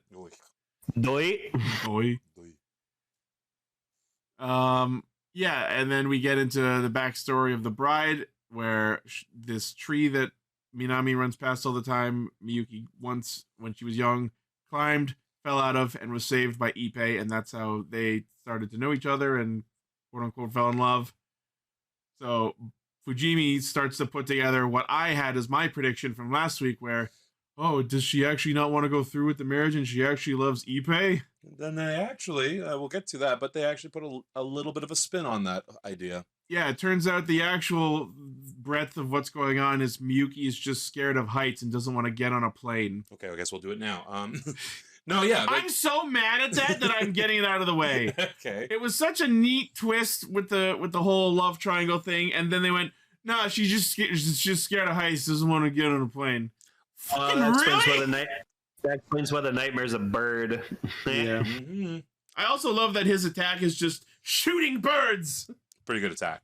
If my Otis Mon has taught me anything. Well, that's shooting bats. Yeah. Winged animals, Ichi. Well, that's what happens when you shoot the bats. It's a King Grumps joke. Okay, I kind of get the Dan out of that, yeah. Yeah. But yeah, no, I thought it was actually like, again, it's not the biggest twist ever, but like usually these kinds of stories would do that. Oh, she's getting married, but actually not to the person she wants. Yeah. It's actually a bit more like self-doubt than anything, which, you know, it makes the story about her, which I like. Yeah, although it is interesting that it kind of leaves off on like a less than, what I would think of as a less than satisfactory note, where like, the Ippei, yeah, we didn't resolve any of his shit going on. He just gets to be angry that she's marrying the rich man. To be fair, he did say, as long as she's happy. That makes sure, me but happy. it still kind of gives the feeling that we might see them again. Maybe, but I'd be okay with not, honestly. And again, it also it also kind of makes it less icky, you know? Sure. Like this idea of him go like, okay, Although is it less icky that she's now marrying the dude she didn't want to marry? I think she did want to marry him. I didn't get the impression she didn't dislike him. Like, actually, I don't think we explicitly said that. The closest they came to, and again, this is actually kind of clever. There's that part where he's saying, and then we're going to go to New York and we're going to do this and we're going to do this, where I think that was starting to lean into, is he controlling of her sort of thing? But no, it's just like, oh yeah, that's where our honeymoon's going to be. We're going to New York City. Turns out. Yeah. And she's afraid of getting on the plane. Yeah, and that's what's really going on. But I still don't think we got a satisfying confirmation of, she really does love the rich guy. I'll give you that. It wasn't the best, like I think the problem with this being a two-parter too is like they felt like we had to do get to that end, but then we didn't really care about how we filled it out. Yeah. You know? It's not perfect, but I'm just so mad that what seemed like a really complicated love triangle plot was just she's scared of heights. Yeah. I can understand that, yeah. Like I kind of like Occam's razors in writing though. Like simplest explanation is usually you also got to remember with dreams sometimes people just kind of fuck, I had the word, I just forgot it. But people underestimate dreams or overestimate dreams. Like, oh, it's about this. So it's honestly could just be the most simple overanalyzing. Yeah, people overanalyze dreams too much. They think dreams have meaning and portents, not just random memories from the day. Kaguya on the Discord says it feels almost as if this plot was designed just to get the airplane fight so they could debut Stream. Yeah, so this episode featured surfing a plane through a tornado. And it's as rad as it sounds. Holy shit. Pretty badass. This is where the episode got good. Let's see. This or the plane rescue from Superman Returns? Ooh. Yeah, this is better. And on less budget. I'm picturing him as he's... Because what he does is he goes onto the back of the plane in his stream form, and he's like... In his wing form. In his wing form, sorry. And he's using, like, the air currents, I guess, to, like, move the plane. What's he doing there? I thought he did become stream to, like, control he lands the on the plane first in wing form, then he switches to stream, and that's what creates the tornado. That's what I mean. Because stream is the power to control air. I'm expecting Zero to go... The air above me!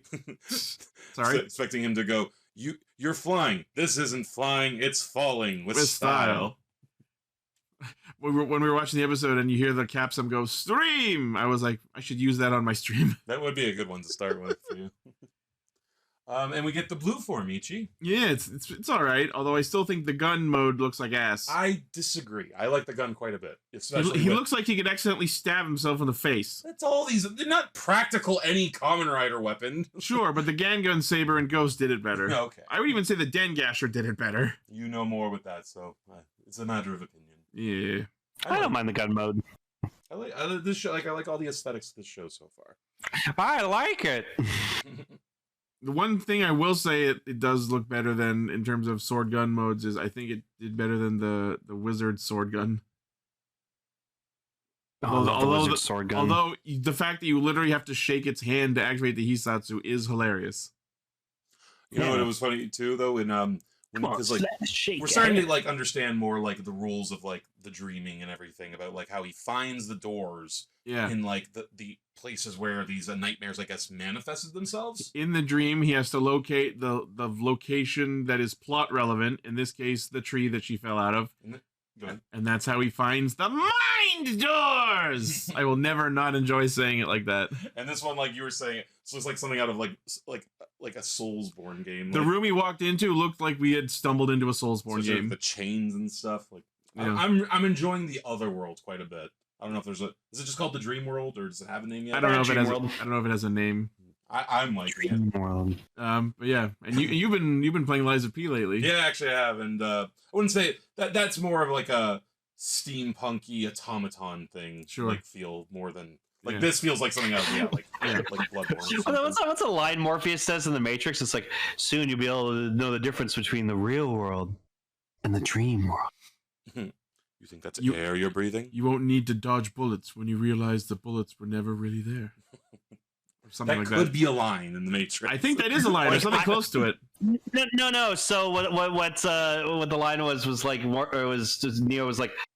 So what are you trying to tell me? That I can dodge bullets? I'm saying, Neo, when the time comes, you won't have to. That's the line. That's a great line. Yeah. No. This is now officially Matrix podcast. Fucking phenomenal, Mill. I love a Matrix stream. So yeah, we discover that the problem the nightmare is trying to make happen is her fear of height. So obviously the monster wants to make the plane crash. Mm-hmm. So of course that led us in the dream as she's getting on the plane. My stupid brain rotted ass.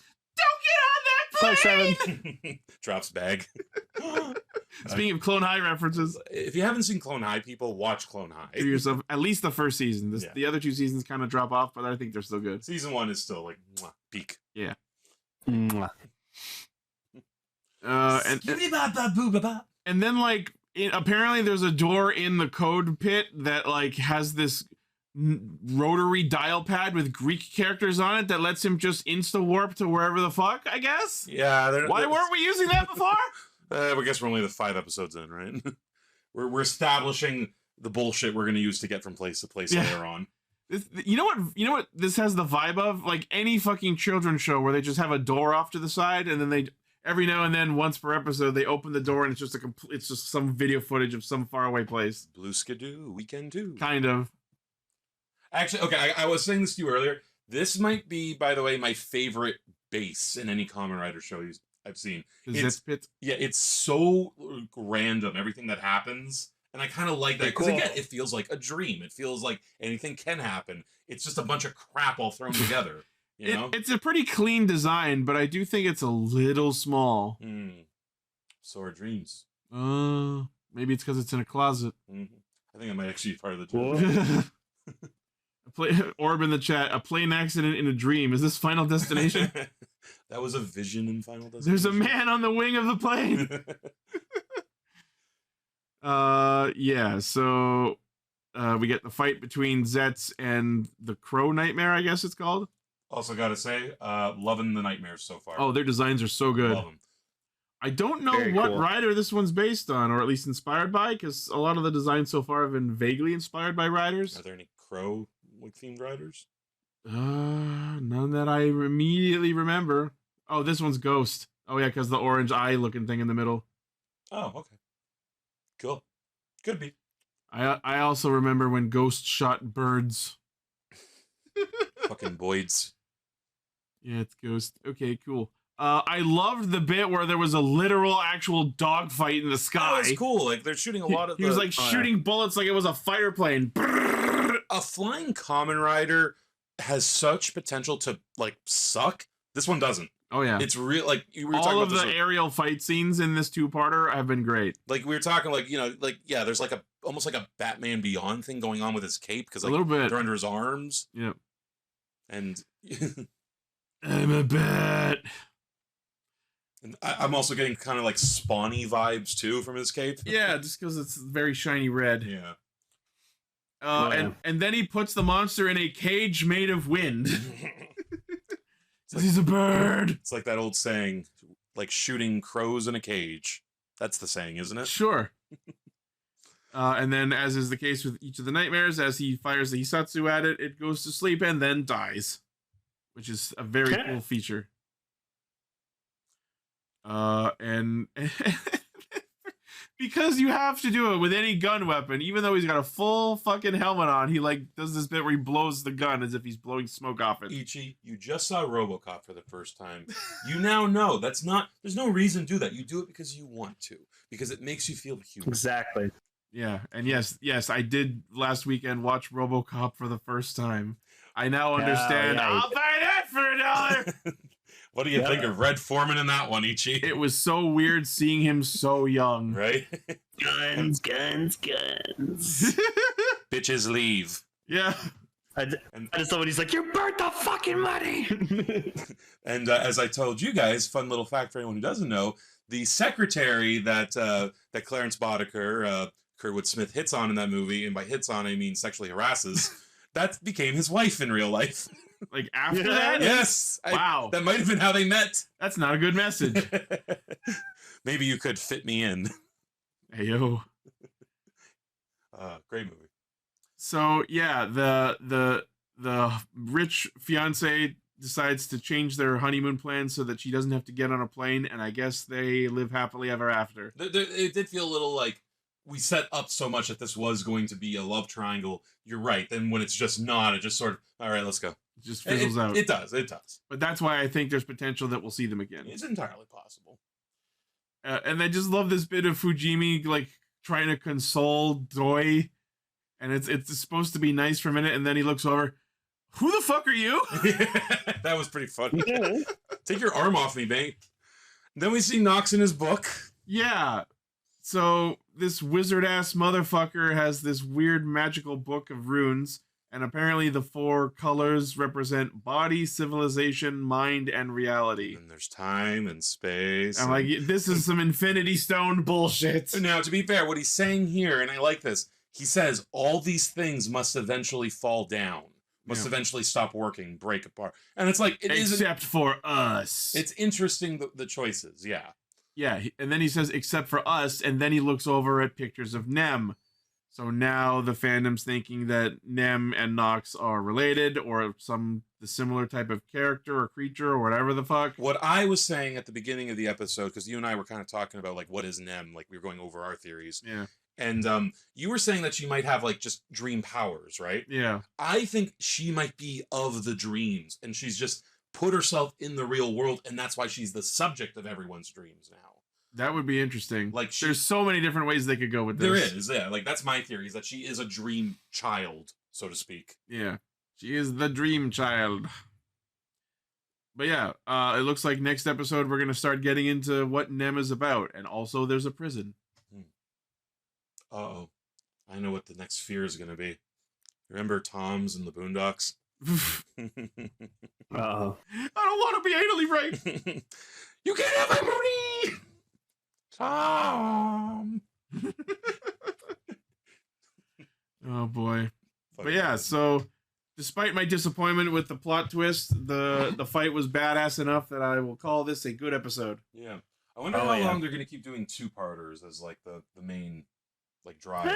Not for much long. Like usually when they want to get like in like the first like 10 to 12 episodes, they I'm thinking mid-10s will the actual plot will start revealing itself. That sounds about right, yeah. That's usually where we end up. And yeah, I was saying this to you guys on the chat. I'm really enjoying Zeztz so far. I like the character is charming. The ideas are interesting. I like the aesthetics of everything so far. So yeah, Zeztz might be the big one for me. We shall see. That's good. Yeah, that's just fun. All right, engage.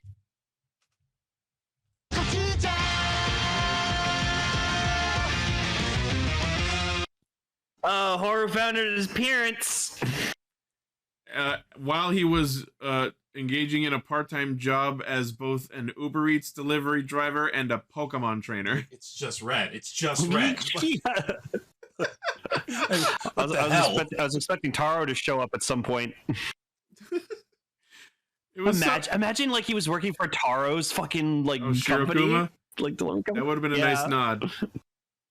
But like he goes through this whole sequence where he shows up and delivers the food and he's like awkward around this woman, and then he walks away and goes, "Oh wow, mom is doing well." I'm like, "Oh, that was his mom." Yeah, that's why I said to you, Ichi, like usually you're better at this. So I was like, obviously that's his mom. I have lost all faith in Horu's ability to act that I don't even pick up on shit like this anymore. We'll get him. Because you were like, you actually said something like halfway through, like she's like, "Oh, my husband's not home." Like I was like, "Okay, dude, weird joke from you, but okay." Like, but oh, you didn't know. Yeah. So then, as he's being sad about his mom, Tegasword starts talking to him again, and he starts talking about how there's this new sword in the stone. Again. Because stakes have raised, so we need a new power-up to sell. Meanwhile, speaking of rings powering up, Ray's blank ring evolves into this evil-ass, I guess, calamity ring, we'll call it. I call him Rito's cooler cousin. Well, that's what he summons. I was expecting this character to be like one of the Calamity Pillar generals that they've talked a big game about lately, but apparently this guy is just like a grunt in their army, just like Sword Skull the Bone Man. This was one of my favorite things in the episode. Just like Horror shows up where like Tegasword is, and he's just like brooding, and he's just like, "What the fuck are you doing here?" Horror was just like, "Bitch, I don't know. I didn't come here by choice. Stop summoning me, Who God. has disturbeth my slumber?" And Snell was like, "Tegasword, are you flipping me off?" Not really. But yeah, so Ray summons. Apparently, his name is Temno. All right, he's just some like generic sword wielding skull ass samurai dude. It looks cool. Cool monster. Like it's simple, but like design's kind of mid. It's like what I would like if it had been in an OG Power Rangers. I think we'd like it a lot more. I also like that we just have like a throwaway, "Oh, I hope Knife is okay" line, and then we never see him or talk to him or about him again the rest of the episode. It was kind of important, guys. Next episode. I'll get back to it. Meanwhile, Kuan's getting punished by Tegajun for basically betraying her trust, and I'm just like, yeah, fuck him up. And the shit that Tegajun says to him really confused me, because she's like, "I chose you because of your irresolution, the thing that I lack." So what you're telling me is you picked him because he didn't know what the fuck he was doing. What I read that as, and it is silly, I can mold him. I can make him what I want. You're malleable. Yeah, no, for real. Like, then why would you need to qualify it as what I lack? Because she doesn't lack like she is because she's AI. Yeah, like she AI is generated. like resolute, you know, to do Sure. the thing. I'm not saying it was like well said, but that's kind of what I could get from it. Yeah. And then he's like, "Oh, I only serve you," and then we cut away and we don't see the rest of whatever happens there. Also, I love that effect of when he gets the cross on his. I was hoping that would stay. Yeah, that had some like, oh, the scorpion tattoos moving up his body kind of feel. Like just the way it was like it was very good sound design too. Because it sounded like burning flesh. Yeah. Like, huh? It's burning my flesh, but it's so delicious. Eating pizza. That's 3 Clone High references tonight. We'll get to 7. So apparently Ray's goal, as he's now basically part of the Calamity Crew, is to absorb 10,000 souls. The Calamity Crew. We're the Calamity Crew! Kind of wish that's what they were called. Wow. Yeah. That's what they would call them in the Power Rangers adaptation. Yep, 100%. So Horu gets quote-unquote chosen, and we see him like in a different outfit for some reason, and they explain it afterwards. It goes on for a little bit before they explain that apparently through the power of the Ryo Tegasword that's now within reach, he's now like he's like having an out of body, out of timeline sort of experience where he's now in a universe or a timeline where none of this conflict ever happened. The previous war just ended with the Calamity and Tegasword eradicating each other, and everything was peaceful. Kwan and Horu never left their families. Yeah, it was so fucking hilarious to just have Tegasword go, yes, all of this would have happened if I did not exist. And I'm like, oh, so everything's your fault. Yeah, kind of. Yeah. But to be fair, he's owning up to that. He's like, this is an opportunity where, okay, I can end all this now. I can erase myself, and you can go to having a life that was taken away from you.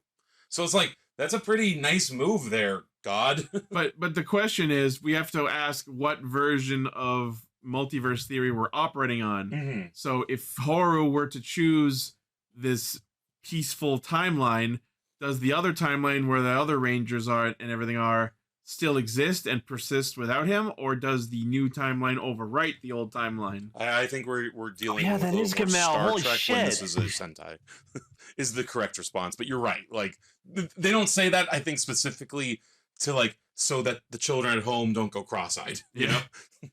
Oh, and apparently Horu and Kuon's dad is played by the actor who played Gamel in O's. Oh, that's fun. That's awesome. When they first showed him, until I got a good look at his face for half a sec, I thought it was Uncle Masaru from Gav. Yeah, fucking Tegasword in like the window there, just watching him be like, he's so happy. The only thing that would have been better is if it was raining. He's like, no, what I said, like when they all sat down to have dinner and like just fucking like Tegasword just like goes into the shot. I just wanted someone to go, that giant robot in the window. You all see him too, right? If he's hungry, you should feed him. Oh, and apparently the mom was played by Lachesis' mom from the Lachesis Gotchard special. Oh, cool.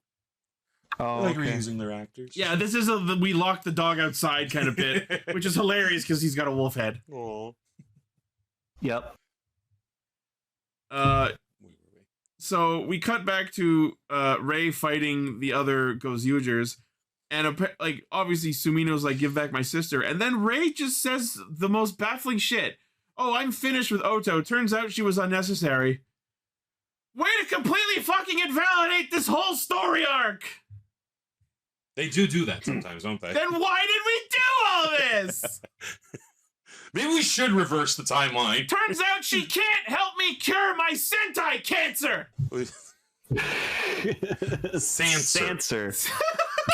Even I think that's a terrible fucking portmanteau. It really is. You know what we call it? Power cancer. Power cancer. Super cancer. Go power cancer. Hodgkin's power disease. Yep. And then as they start fighting him, he's like, "Are you suicidal?" And he admits, yes, he is not only suicidal, but he wants to take the whole world with him. Great! So we have another nihilist villain! Oh, gotta love those. Cut off your Johnson.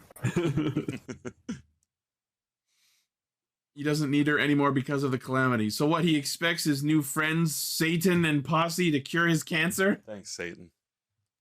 Like, I'm sure there's still gonna be, we have to try to find her, but you're right. It's like I don't know if I would call that a waste, because like he didn't know and he's just looking for any means to do it. So like it's showing his desperation, I would say. I just hate shows where plot threads like this end up amounting to nothing. You know what? It's the exact same energy as the whole Codebreaker arc in Star Wars Episode 8. Oh yeah. You know what I'm talking about? I get it now. They go to find the Codemaster, and then none of that has any significant narrative payoff. I think with movies it's a little more egregious because you only have like an hour and a half, 2 hours. Like, don't waste any time. With like shows like this, they do need to stretch it a little, but it's annoying. You are right. Yeah. So it should have just been Lando as the Codebreaker in Episode 8. So it just fucking amounts to, all right, we'll give back my sister. Fuck no. Why? Because we're bad guys. Because fuck you. I would love they just cut to just like a dump, and it's just like Oto still in like the capsule, and it's in a fucking junk pile. He just had her capsule picked up and dropped in the dump. That easy. Just dropped in the dump. By the way, I'm probably wrong about this, but the capsule he's keeping her in reminds me of the Ganma capsules from Ghost. They're like big gray boxes with square viewing windows for the faces. Yeah, that's right. So the Tegasword is like, yeah, you could choose to like, you know, be with like your family again and stuff, or you be with your brother that you hate, or you could be with your friends and like, you know, go down this bloody road. And Horu's like, yeah, I choose the bloody road. Here's the thing. The thing that hinges his decision is like, oh, so what will happen to the others if I choose the peaceful timeline? They'll just live a peaceful life. But what will happen to their wishes that they fought for? My immediate response to that was, then they'll be like normal humans and try and accomplish their dreams normally. Yes. But no, because apparently this would, quote-unquote, rob them of their dreams that they fought so hard for, Haru decides, fuck it, I'm gonna keep fighting. The message is, you can't go back, you have to go forward. Could have been said better. Oh my god. I feel like the show doesn't lead directly to that message, but thinking about it in retrospect, you can kind of pick that message out of it. You know what I mean? Like the idea is what like... I could see? Okay. You know what I could see Haru doing? So like, you know how like his whole character thing is like, oh, I don't have a wish. But he knows that the other Gozyugers have wishes. So what if he decides, oh, I'm going to go fulfill my friend's wishes for them. That would be genius, actually, if he decides his wish is making their wishes come true. Exactly. If that was more explicitly stated and that being his motivation, that would be fucking genius. That's literally what I'm doing in my D&D campaign right now. My character wants to fight for the sake of his friends. That's what you need for a good So what he's gonna do is he's gonna look at Ryugi and be like, Ryugi, I want you to be closer to Tegasword. Here's the power up. By the way, I get to fuck Tegasword first. No, so literally I didn't realize that this power up literally like he like fuses with Tegasword, so that's cool. And then they fuse together. I got the impression Tegasword didn't know that would happen either. Yeah. Yeah. Also, can I just say, so like, yeah, the armor, like he has like the arms that are like crossed like across the chest, right? I didn't think the arms were actually gonna fucking do shit. That's awesome. Not fucking ready for Goro arms Gozyuger. We sort of lost it there. And then like, okay. Yeah, no, this form went from like a 7 to like a 10 like in an instant. You just love him because he had Grievous energy. A bit, yeah. He just less than 5 seconds before it happened, I was like, he's gonna pull out a bunch of swords in the arms and go fucking Beyblade crazy, isn't he? They would start spinning like. Hello there, General Tegasword. And lo and behold, the fucking Goro arms opened up, grew swords, and started going batshit. That's pretty cool. I don't know how they managed to make it the stupidest and most awesome thing I've ever seen. I mean, and you know what's gonna be That is Sentai. And you know what's gonna be great too? We're gonna see this next week on frickin' Gozu Leon, and it's gonna look 10 times cooler. And it looks good on. So much blue. I also love that every time Tegasword talks while they're fused, the like fucking power scope lights on his helmet light up, and he just gets like jump scared by them. That's a good touch. That's funny. Yeah, and then they have a shot of Ryugi being like, I'm jealous. He's fused with Tegasword. He's literally in God. God said I would be his first. I would love if when Ryugi uses the form, it's like, okay, the battle's over. Oh, I'm not detensioning. Fuck that. Let me just sit in this for a few minutes. Tegasword's like, can we unfuse? No. And finished. So what I think might actually happen when he gets the power, he's gonna like maybe see himself in a mirror and just drop to his knees or something. Like, oh my god. Yeah. I would love if he just summons like a bunch of like the Tegasword arms just summon like hammers, and he just has like hammers instead of swords. By the way, one thing that we kind of skipped over. So when Horu shows up to the battle, I don't know why it was so hilarious to me, but that half-second shot of him just like going from off camera to the right and just like zips off to the left. It's like, here I come. It's very Naruto moment, like. And then he like slashes the explosion of like when Tenmo or whatever the fuck his name is, he does this like double blood slash at them, and Horu comes in and like what was supposed to look like parrying the attack, except the other Rangers were all standing behind him, and he did not stop the explosion from happening right in front of them. So it looks like he just blew them up. Yeah. Like, it's like you didn't save them. They're burned to death now. But no, of course, the explosions aren't what hurt you in Sentai. It's what happens. Yeah. It's like getting a cut. It's just like, I know when I cut myself, it blows up a little. I have the budget for it. Yeah, apparently because this Tenmo dude is like the swordsman of the Calamity Army, they have a swordsman battle. And even though Horu has not wielded a proper sword in the correct swordsman way before this episode, he, of course, wins the fight and declares himself swordsman number one. I mean, it's Tegasword doing it mostly, isn't it? So then Tegasword should be swordsman number one.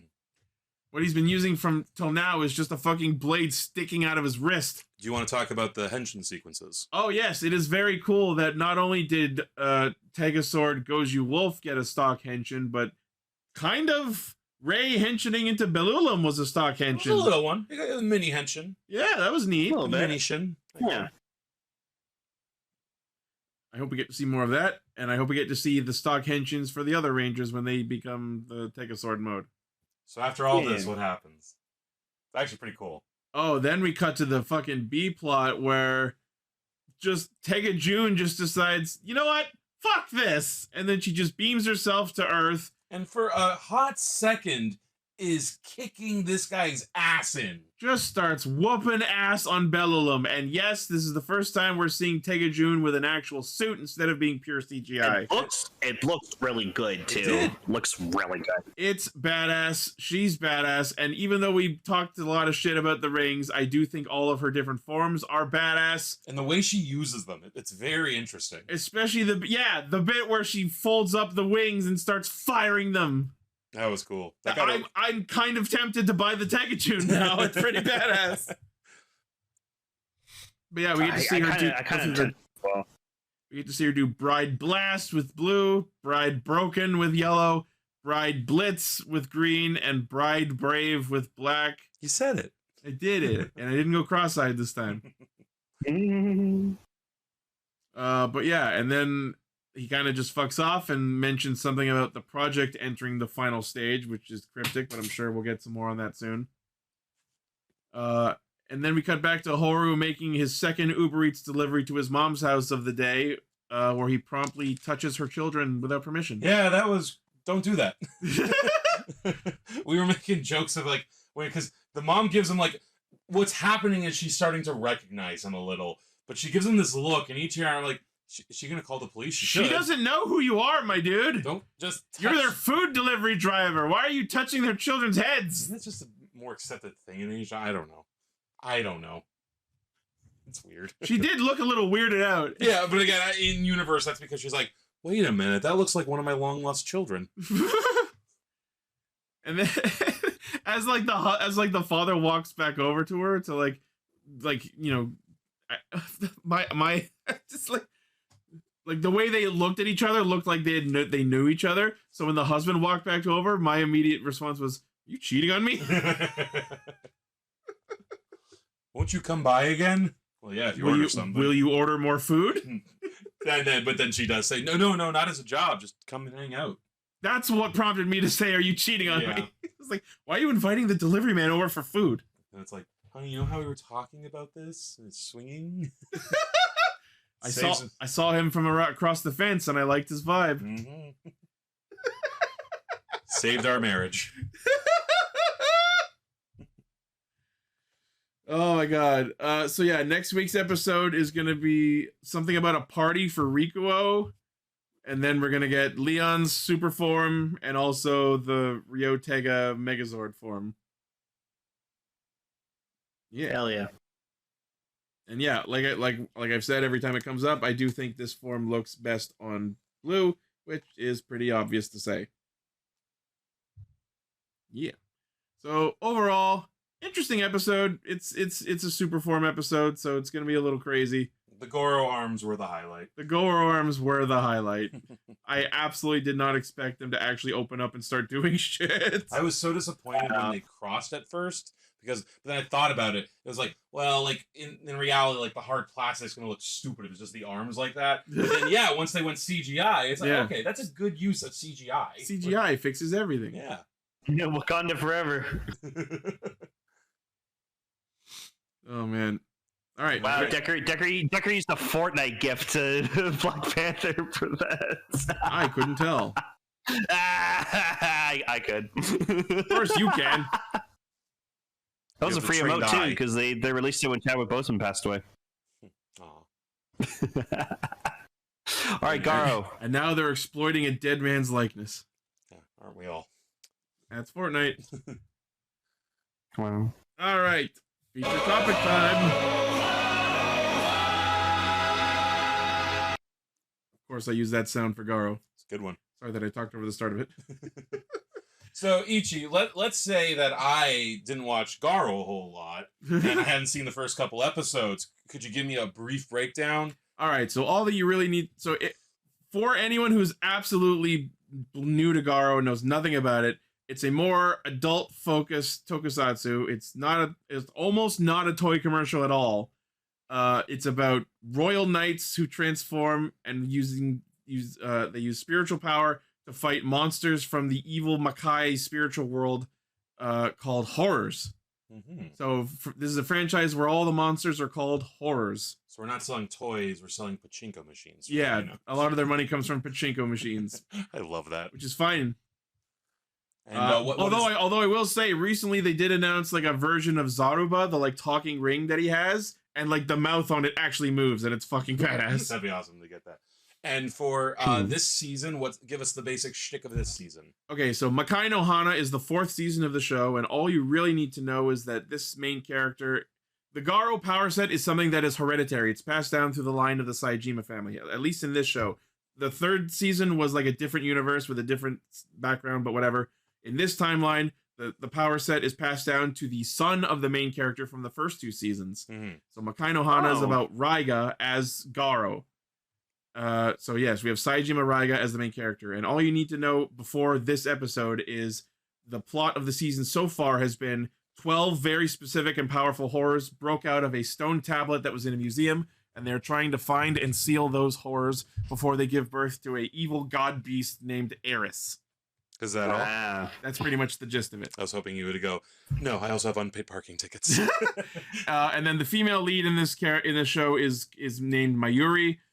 She is a tool specifically designed to detect those specific horrors, and that's why she's working with him in this season. And I want to say why we're talking about this episode specifically for a second. Go for it. A couple of weeks ago, Ichi, because he's going through Garo, he said to me and Paul, he said, you guys need to watch this episode. You guys are the movie guys. Yeah.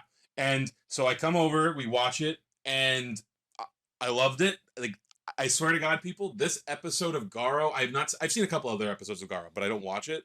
This is going in my Halloween rotation. Yeah. Like, because this episode was like basically made for me. Just real quick tangent about the whole woman being a tool thing. Yeah, one thing I will say that's kind of problematic about Garo, and again, I'm only partway through the franchise, and hopefully they fix this in later seasons. The lore in Garo is that only men can be Makai Knights. Women cannot be Makai Knights. Although there are a lot of female Makai priests who are like kind of like spiritual mages and priests and shit, and there's some very hot ones. Mm-hmm. From what I know, this another thing the show does, because it's a tad more violent, a lot more swearing, and a lot more of the sex appeal. There's occasional nudity in it. In this episode, this episode had some. Yeah, this episode had some nudity. Always the same person, because well, not always, but we'll get to that. They don't fix it. Even now, there are no female Makai Knights. God damn it! Well, do you think Garo is really a show that women watch a whole lot? I did just finish the Zero Black Blood side series where there was a female who wielded a soul metal, like a Makai sword. So I felt like that was a step in the right direction. Although that did require her to take a bone from her dead father and magically implant it into her hand so that the sword thought she was a man. Oh, wow. It's as bad as it sounds. It sounds like they're going out of their way. You know what this seems like? Do you know what this seems like the perfect time, especially because like where we are nowadays? There needs to be a transgender woman that becomes a Makai Knight. That'd be interesting. That'd be very interesting. There you go. Baby steps, I guess. This is how we get around it. So, yeah, that's the loophole. The Makai Knight powers don't know what transgenders are. Oh, that's right. Anyway, so this episode is episode 4 of Makai no Hana, the 4th season of Garo. And the reason we brought this up is because it is themed as a love letter to horror movies, which is fucking hilarious because the monsters in this franchise are called horrors. It took us 4 seasons to get there. I can totally tell that when they made this episode, they were having so much fun making it. Oh, yeah. And you get that literally from the opening shot, because we open on the logo, Garo Pictures, but it's done up like RKO Pictures, which, if you don't know, was an old movie company. Most famously, they made King Kong. Yeah. And the opening is like a radio tower buzzing. So the reason I'm very happy that Cell is here for this episode is because he's the one who's going to have noticed and documented all of the movie references. I got them all here. Oh, me too. Too. Yeah, so Lane got some as well. I'm not really a movie guy. I especially don't watch horror movies. But even I, watching this episode, could tell what a love letter to horror movies it was. Like the opening credits themselves, they felt like something out of like an old Universal horror movie, maybe being even something up to Hammer, where we're just seeing, and it was very atmospheric, like shots of the graveyard, thunder. A lot of Castle Thunder sound effects. A lot of stock Thunder sound effects in this. I also love that one of the names of the staff members during that opening crawl was "You Die." They knew. It's like the Simpsons on our Halloween episodes. Yeah. They like Matt screaming and stuff. Oh yeah, we'll get into what each reference was. We'll get there when we get there. So we get that opening bit, and then we cut to the setting of the episode, which is this old, small movie theater. And as much as the man running it is a big horror movie fanatic, looking at the posters around this theater, I think this is a porn theater. I think it's a porn theater. It's called the Showa Theater. Yeah. Show us your tits. I don't know if that was intentional. Probably not. But like, there's a lot of racy looking posters all over the place. And it's always like the same two. Yeah. There's one of this like nude woman, and there's the other one is just a close up of a woman's ass and panties. Yep. It's like, I want to watch that movie. Yeah, we need to look up those. I love to, because we see, like, one, he's the projectionist, so clearly he has a love of the technical aspect of film. And we also see, like, in his, like, projection room, he has a Wolfman mask, which is, it's a generic Wolfman, and there's a hockey mask. It's clearly meant to be Jason. Yeah. And I saw that it was actually the kind of mask that's on the Friday the 13th Part 5 poster. Nice. Which is not the one in the fucking movie. Speaking of posters, I was trying to be as vigilant as I could as we were watching the episode, and every now and then there's just like some posters on the wall, and I noticed that in the projection booth there were some posters with like foreign language on them, so I was trying to like pay attention to that, and we paused on one specific part where there was a very fancy looking poster and it said Divieto di Sosta, and I'm like, oh, is that some foreign horror film? So of course we looked it up and we Googled it and we translated the name, and it turns out that Divieto di Sosta translates to no parking.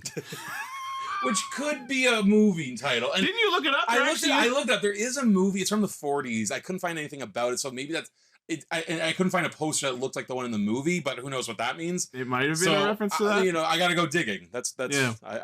Even a cinephile like me, sorry, wrong kind of file, but even I can have a mission. Yeah. I'm gonna see if I can find that movie.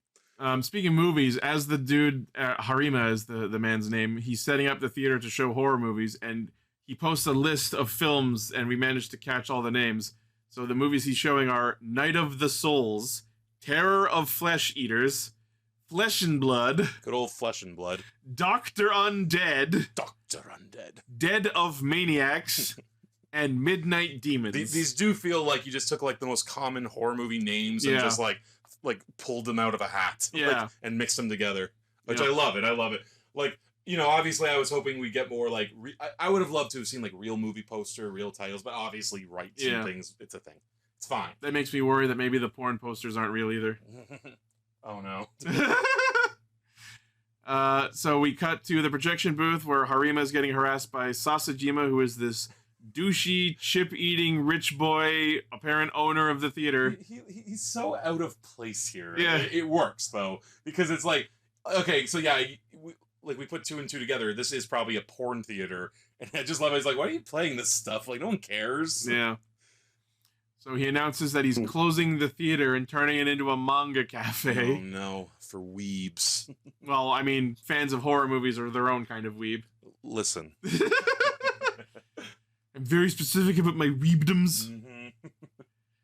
Mm-hmm. But yeah, so he says he's gonna close the cafe. They get into a struggle. Yeah, Vegas, Rekka is the hottest fucking woman I've seen in all of tokusatsu in so long, and holy shit does she use those legs! God, she could fix me. Can we see these legs? Post a picture of Rekka using her legs, please. Magnify. Zoom and enhance. Please do. So they get into the Harima and Sasajima get into a fight, get into a scuffle, and that causes him to knock over a film and ruin it. And in his anger, a horror reaches out from the ether and attaches to him. And the fact that he contacts him makes me wonder if maybe that horror had just been like watching him for an amount of time before this episode and just like enjoying the horror films with him. You know. Well, like, is that a thing that the horrors do? They like sort of like stalk out someone and like, or do they just appear? It's different every season, really. There's a lot of different methods. Some horrors just straight up eat humans fairly often. Sometimes they possess them. They like take over their personality. This is one that like possesses someone and takes over their personality. But there's a lot of different modus operandi for the horrors. Yeah. So like the whole thing is, as soon as he's possessed by the horror, what he does is he gains the ability to like put people into the movies. Yes. Which that's a fun ass idea. And, like, as we learn, the horror's name is Illugisin, and he has the ability to literally isekai people into the movie world. And so what's his name? Sasajima? Sasajima. He gets like isekai'd into the movie. And okay, so the movie is clearly a pastiche of Night of the Living Dead, which one of my favorite movies, period. It's what really started the zombie as we know it. But in this version, it's called Night of the Souls. Night of the Souls, yeah. Yeah. But it's funny because it's just Night of the Living Dead with the blonde woman like running away from the zombies. And what's funny is that Night of the Living Dead is technically public domain. It shouldn't be. It's this weird rights bullshit that happened. But they could have actually used Night of the Living Dead, is my point. Well, yeah, but they had their own actor so that they could put him into the scene. Yeah, which is funny for that because he gets sucked into the film. It's a black and white world.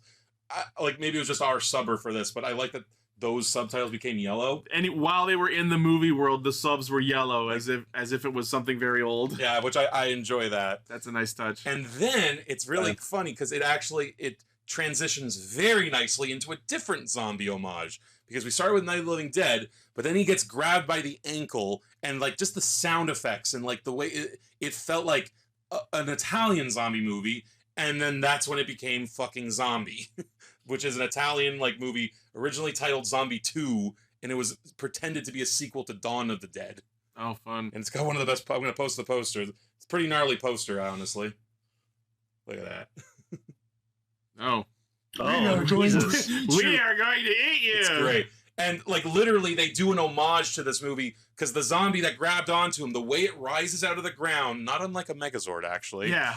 with the dirt falling over the POV, that is a direct homage to Zombie, Lucio Fulci's Zombie.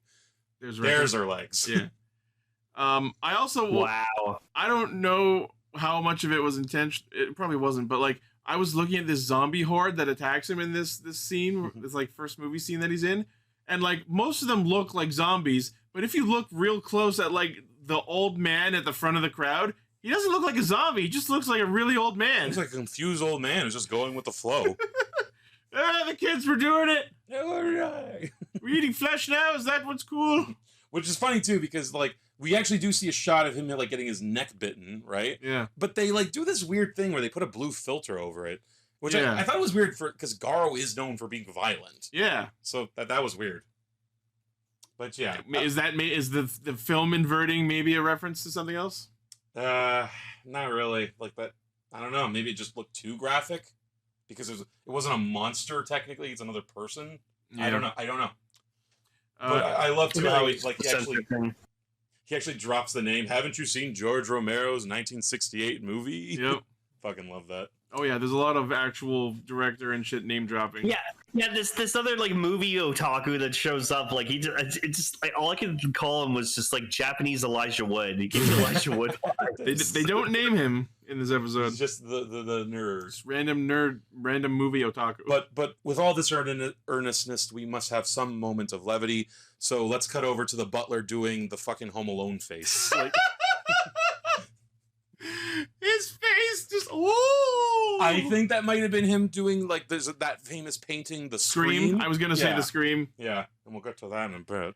And then it turns out Raiga is just like doodling him for some reason that they don't bother getting into. Yeah, it's just art, right? And then like Mayuri comes in and talks to him, and they talk about the mission where they have to go hunt the horror. And meanwhile, Gonzo's just still there in the background making the face. And I gotta say again, as someone who hasn't watching the show, I love the whole to read the letter. He sets it on fire. Oh yeah, that's how they get their missions. That's cool. I like that. There's a lot. It's not always that way, but whenever like the home base that he works for is called the Tribune, and they send these letters to him, and he uses his lighter of spiritual fire to light the letter on fire, and that's how he gets his missions. And he uses that a lot. I can see the fire. Oh yeah, he detects horrors with it. We see him do it when he's right in front of someone. He sees the talking ring, the Makai in their eyes, and yeah, he's got his talking ring Zaruba, who has been in every season. I do love that ring. It's a very like. Is it CGI or is that a practical effect? It's CGI. That's amazing because it look like just the way it clicks. It's so simple that the CGI just looks good. Yeah. And so yeah, Raiga's mom is Saori the artist. Or isn't her name Kaoru? I'm pretty sure it's Kaoru.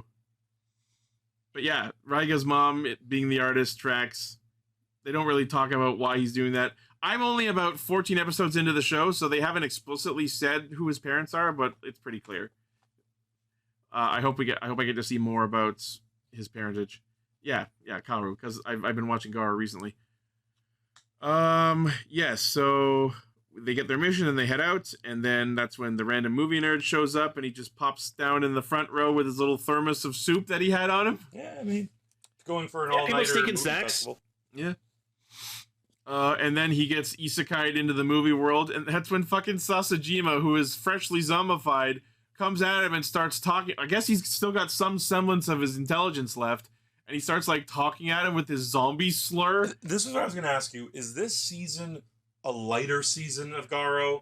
Because this episode was very comedic. And intentionally so. Not really. This episode's kind of unique. Okay. Although I will say that I think it was episode 10 where they did a very similar thing, but with manga. Well, like, let me ask you, when did this air? Because maybe it was actually 2014. No, I mean like in the year, because maybe it was actually a Halloween special. Oh, I don't know. Let's see if I can look it up. What are you saying? I was just saying like the guy was like became like sort of a zombie, but like the way he was talking, it's because he got his throat bitten. So yeah, that's true. His throat was fucked up. I also love too, like when the whole like Lucio Fulci homage was happening, the music got very synthy. And very like it's very Italian. I'm scrolling through the wiki trying to not spoil shit. Apparently, this episode aired April 25th, 2014. Oh, okay. Whatever. All right. It literally just was because we finally realized that they're called horrors. All right. So what I wasn't expecting was like Japanese Elijah Wood over here. He's just like, yeah, I'm in a fucking zombie movie. He's just like losing his fucking shit. Yeah, he starts fucking up zombies. And then he starts like doing the staples like, the zombie's weakness are the head, and also don't let your guard down. Like I just did. Oh, my guard down. Oh no, my guard's down. And they actually, and this was clearly the writers of this episode just really wanted to flex their knowledge on, on horror movies, but especially like he mentions Romero. We see the homage with Night of the Living Dead. He mentions Fulci. We see the zombie thing. He also mentions Dan O'Bannon. Who came up, who wrote and directed Return of the Living Dead. You know the one, Lane? You know what I'm talking about? Yep. It's time to party. And that's the movie that sort of like came up with the whole idea zombies eat brains. They want to eat your brains. Oh, interesting. Yeah. Well, Sasajima didn't get that memo because when he goes to eat the nerd, he goes right for the dick. Yeah. That was a little off. Also, when the nerd started like bashing zombies and stabbing them in the head, it was hilarious that the first one he went for was the old man. Yes. Who looked like not a zombie at all. Right. It's funny, about Return of the Living Dead too, because it's funny about Return of the Living Dead too, because there's also tits in that movie. There's a lot of I can tell from the poster. Just a woman who just apparently loved getting naked in movies. Sure. Oh, what's her name? Fuck, I should know this. She's horror movie royalty. Can't remember. I know Enchiladas guy's in it too. Damn Enchiladas. Guy was originally going to be a Zach. Yeah. Weird. So Raiga DJ shows in the Street Fighter movie. Oh, nice. So Raiga shows up and steps into the booth, and when he does his little lighter thing to make sure that our man is actually a horror. It was a cool shot too. Yeah. All those are cool shots where you get to see the Makai in the eyes. Yeah. And then of course Harima's like, no fire in the projection booth, please. Haven't you seen Inglourious Bastards? I haven't. Wink, wink, wink. Keep that in your mind for later. All right. So then Raiga promptly gets sucked into the zombie flick as well, except now it's a different zombie flick. Mm-hmm. Lane, you want to take this one? Yeah, so what's interesting is like I'm watching all these like movies they're going into, and honestly, I recognize them instantly because of the location. Yes. So like they end up in this movie, and I just see like just clutters of trash all on the ground, and I immediately was like, "This is 28 Days Later." I had a similar. Like, literally the rage virus, the rage virus zombie movie. Which the nerd proceeds to actually name drop. These are infected, not zombies. They're caused by the rage virus, which comes from chimpanzees. Infected with what? Rage. No, it's actually true. That's 28 Days Later. The chimpanzees like developed this virus, and then it got infected people, and they became like infected rage monsters. You would hate it. Yeah, and then there's the sequel 28, and there's the sequel 28 weeks later, and then the one that came out this year 28 years later. Oh, now there's months? No joke. I was upset with that too. And there's actually another one coming out now, Lane, like a spin, like it's called the Bone Temple. The Bone Temple or something. Yeah. They broke the naming convention. Yeah. I think it's called. Apparently, Cillian Murphy's coming back in one of them, so I'm down for that. No, and like it's cool because you're right. Like exactly, like it's the way it's shot. It's the way we see the move. Like very good homage. I saw the garbage. I saw the trash on the ground. I was like, it's 28 Days Later. So that was fun. So as this fighting is happening, we cut back to the theater where Mayuri is just like curious about film because she has no idea what anything is because she's been sitting in a tomb for hundreds of years. Oh, poor thing. Yeah. Today was the episode I watched that explained her backstory, and it's fucking sad. Oh. And he explains to her what film is. Yeah, just in general, it's like, oh, what is this kiss you speak of? Actually, this is I don't think this was an homage. This whole episode reminded me of an episode of Masters of Horror. What was it called? Cigarette Burns, which was directed by John Carpenter, Lane. And it's about this guy, the fucking, what's his name in Walking Dead? The guy with the crossbow. Oh, Daryl. Daryl. Yeah, Norman Reedus. Yeah, Norman Reedus and the Funky Fetus. He plays this guy who like tracks down like lost films, and he's finding this one film that had one showing and everyone died. Everyone like killed themselves after watching it, sort of thing. Okay. Yeah, like the theater burned down or something. It's a good episode. But yeah, I just got that sort of vibe. Cigarette Burns, it's called. Neat. Yeah, so there was, as he's explaining the concept of film tour, and he mentions that like most film was at 24 frames per second. I don't know how I would be able to confirm this, but I wonder if the shots in this episode where they're inside the movie world are actually 24 FPS. If they went to that trouble, that would be a really nice touch. I mean, there was some fun filmmaking techniques going on in this episode too. So, like, I don't think they did, but you're right. That would have been cool. I don't have quite a discerning eye to notice the difference between 24 FPS and 60, but you know what I mean? Or 30, whatever this is, because most Toku is at 30 FPS. Oh, okay. So I also lost my shit at the next movie that they go into, because like the next one they go into is it's like a normal like kind of like modern suburban house, and as soon as I saw it I was like, this is fucking Scream, isn't it? Yep. I was like, oh my god. When I saw the house too, Lane, that shot, you're absolutely right, Lane. It's how they shoot it, like that just wide shot of the exterior of the house, and then that smash zoom on the popcorn cooking. This is fucking Scream. Yes. And it becomes Scream. You know what? And it's fucking so funny because literally tonight, Ghostface came to Fortnite. Wow. So yeah, it's great timing.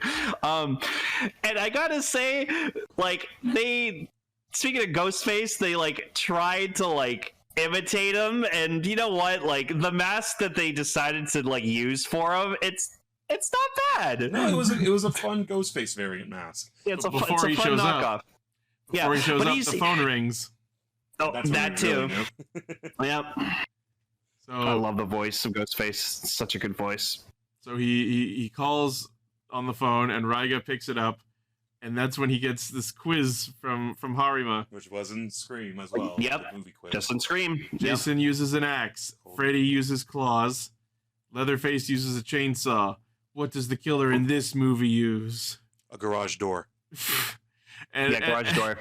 And that's when I think the funniest line in this episode happens, where Raiga asks Zarova if he knows the answer, and Zarova's answer is, I've never heard of any of those horrors. That was funny. I just love too, like, that's such a funny shot, like, because he's on his hand while he's talking on the phone. Yeah. Like, that's a fun shot. So what I was really impressed with too. So like in the Scream movies, Ichi, like Ghostface is just like a regular dude. Like there's no like supernatural powers or anything like that. It's just a dude in a costume with a knife or something like that. And so the way he's like fighting, like using the knife, like he gets on the fucking ground and starts like trying to like slash them, like, and I'm like, this is exactly the same shit Ghostface pulls in the movies. It's fucking great. It was great. One thing I want to say too, because the quiz, like he said, like Freddy uses his claws, Leatherface uses a chainsaw, Jason uses an axe. Okay, so I did a thing. In the break between watching the episode and now, I've been wondering what you were doing. I looked up every kill from Friday the 13th, done specifically by Jason Voorhees. Oh my god. Because other deaths do happen. And here's the thing. Jason has used everything. An axe is not his weapon, though. His weapon is a machete, right? And I counted 38 machete kills. Actually, the one that came closest second was his bare hands. All right. Like, he crushes people's heads, he breaks necks, he, like, just smashes their faces into things. That came out at 24. Where's the third one? I think the third one was just throwing people on things. Like giant screws. Throwing people out windows and shit. Stage fatalities. No, throwing out windows, specifically 2, Lane. Throwing onto things was 7. Wow. But I looked up. So here's the magic number. He killed, in his tenure, 5 people with an axe. So he killed...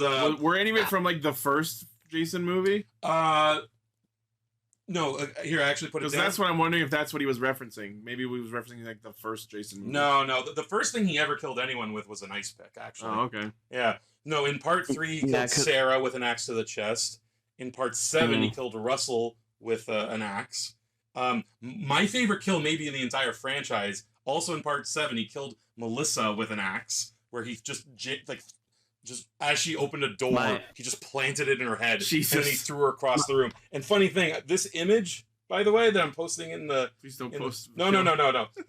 This is the image they used for the video game back in, like, the 80s. Oh. So that's right before. That's, like, my favorite. That makes me wonder if they just, like, Googled Jason and that came up. And he Funny also... enough, my Sorry, he also killed my favorite a random, Jason... he killed a random guy in part 8, like just a random deckhand with an axe. And then finally in the remake or the reboot, he just like threw an axe like across the field into someone's back. Just tomahawked So the dude. 5 axe kills. That's my autism, Lane.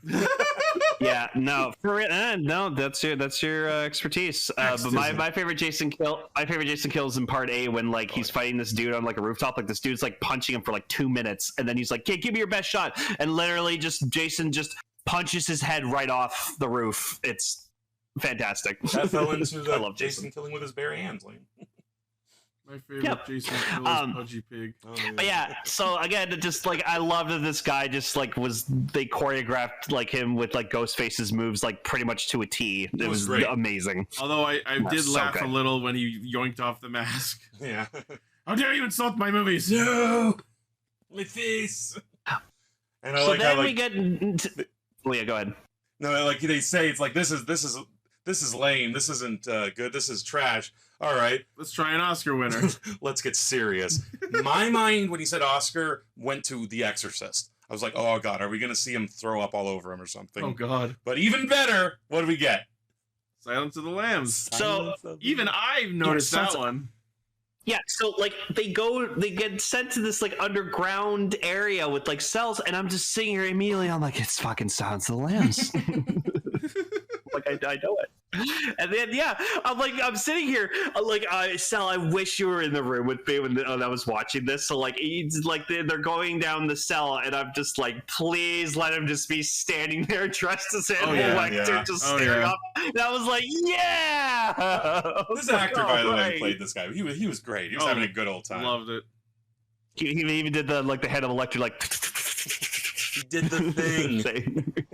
And what was that extra detail that you noticed I had to go back for? Which the toilet. Oh yeah. So like this is such a good like attention to detail. If you don't remember in Silence of the Lambs, to punish Hannibal after he like found a way to like talk to like a serial killer on the outside, they just start taking away all his crap and like not literally and like just to like to humiliate him, they even say take off the toilet seat too. So, like, you know, he's going to struggle even to take a shit. Yeah, the only reason you mentioned that is because I just did a throwaway joke where, like, I looked at the toilet and I was like, I've shit in this toilet. But apparently not. I wonder if Anthony Hopkins has seen this. Oh, apparently Harima was played by Oya-san from Kuga.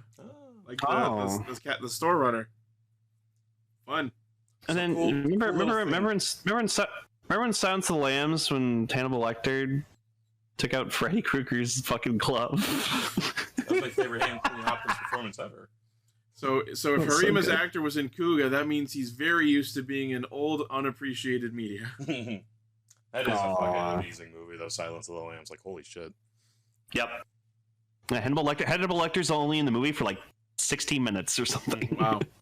Left an impression. Damn, does he make it? He won a fucking Oscar for it. Apparently. Quick little, I'm pretty sure this is true, but I like, this might just be IMDb bullshit. I don't know. Apparently, Lane, like, it was his idea. Like, they said to him, where do you want to be when Clarice, like, sees you for the first time? He said, I want to be standing right in the middle. Like, I smelt her coming into the room, and I was waiting for her. And they said they changed it, because I think in the original book, it's just, like, bars, like, regular bars.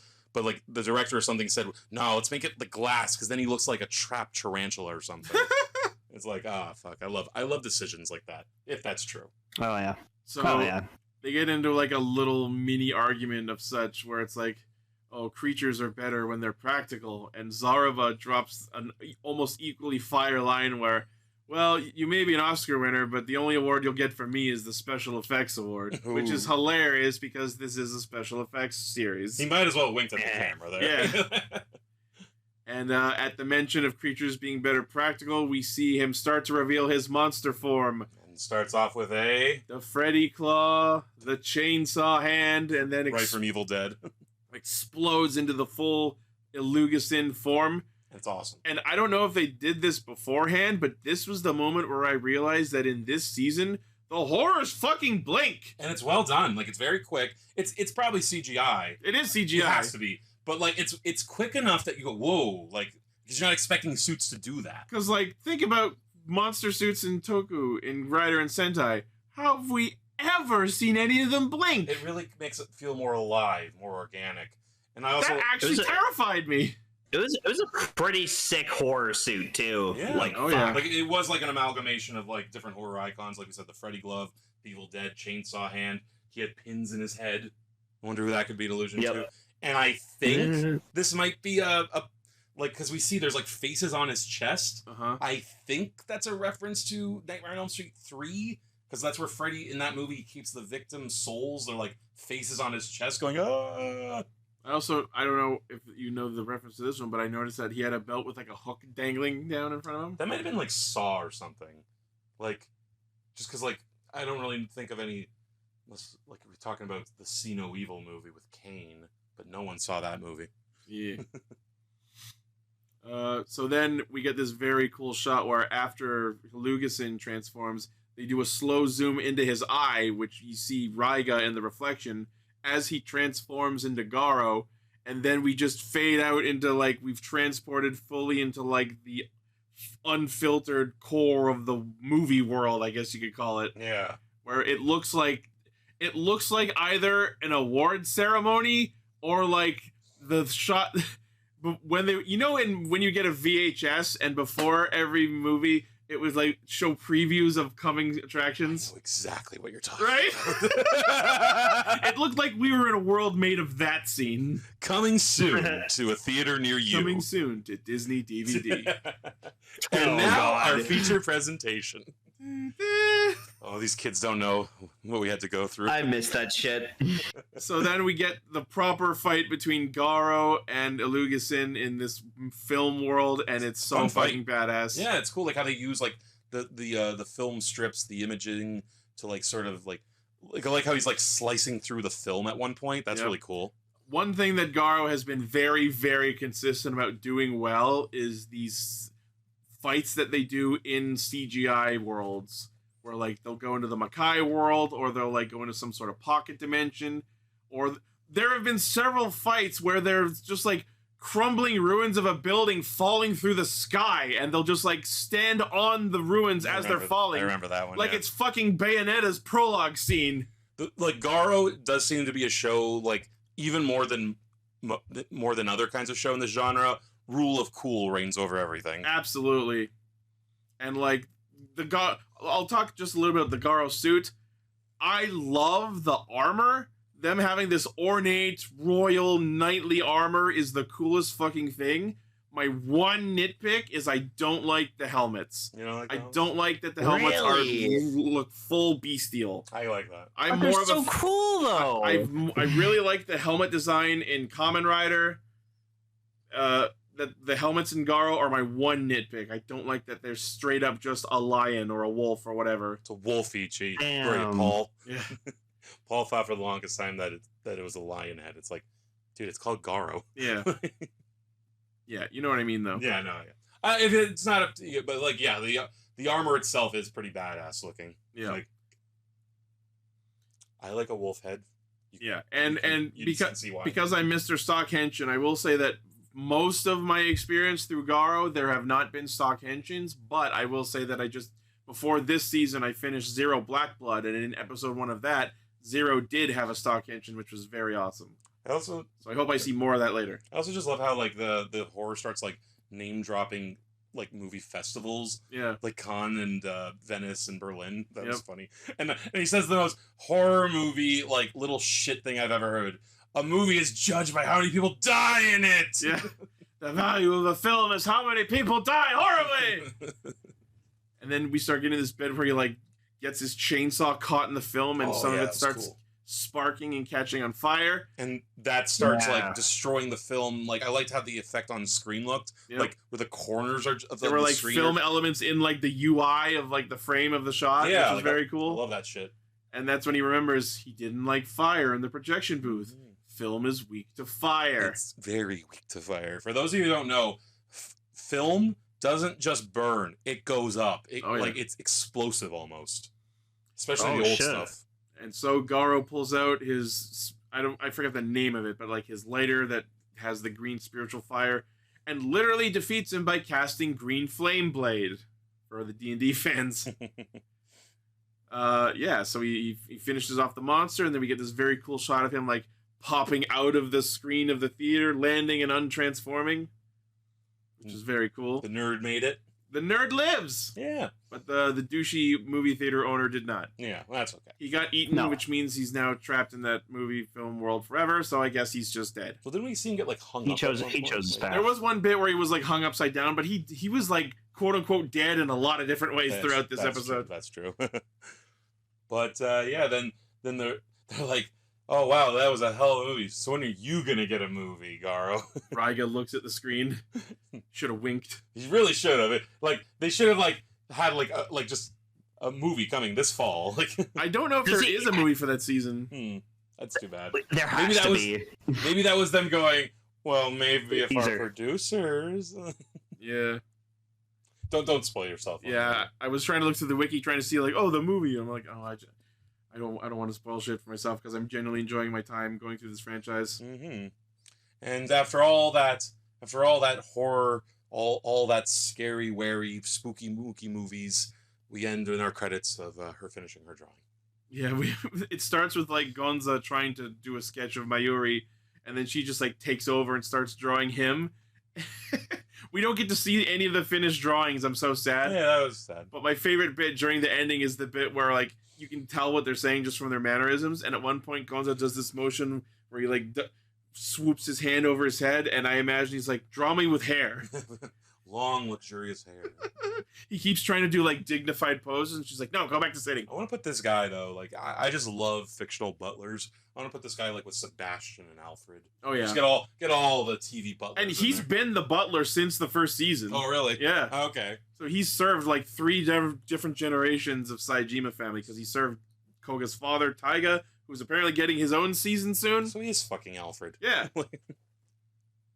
He knows all about the fights that are happening, and he helps him facilitate his work. And if he ever goes, he's such a nice dude. There was one episode where the A plot of the episode was him going on a date with his best gal. Oh, that's nice. Who turned out to be a Makai priest. Of course.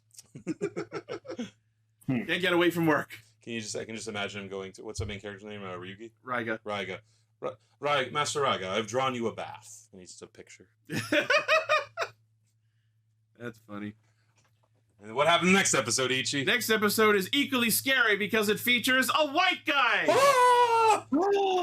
Not white guys! And not just any white guy, but someone I've been very interested in because not only is this guy the human who gets turned into a monster in the next episode, he also was the same actor who played the villain in Zero Black Blood, the series just before this.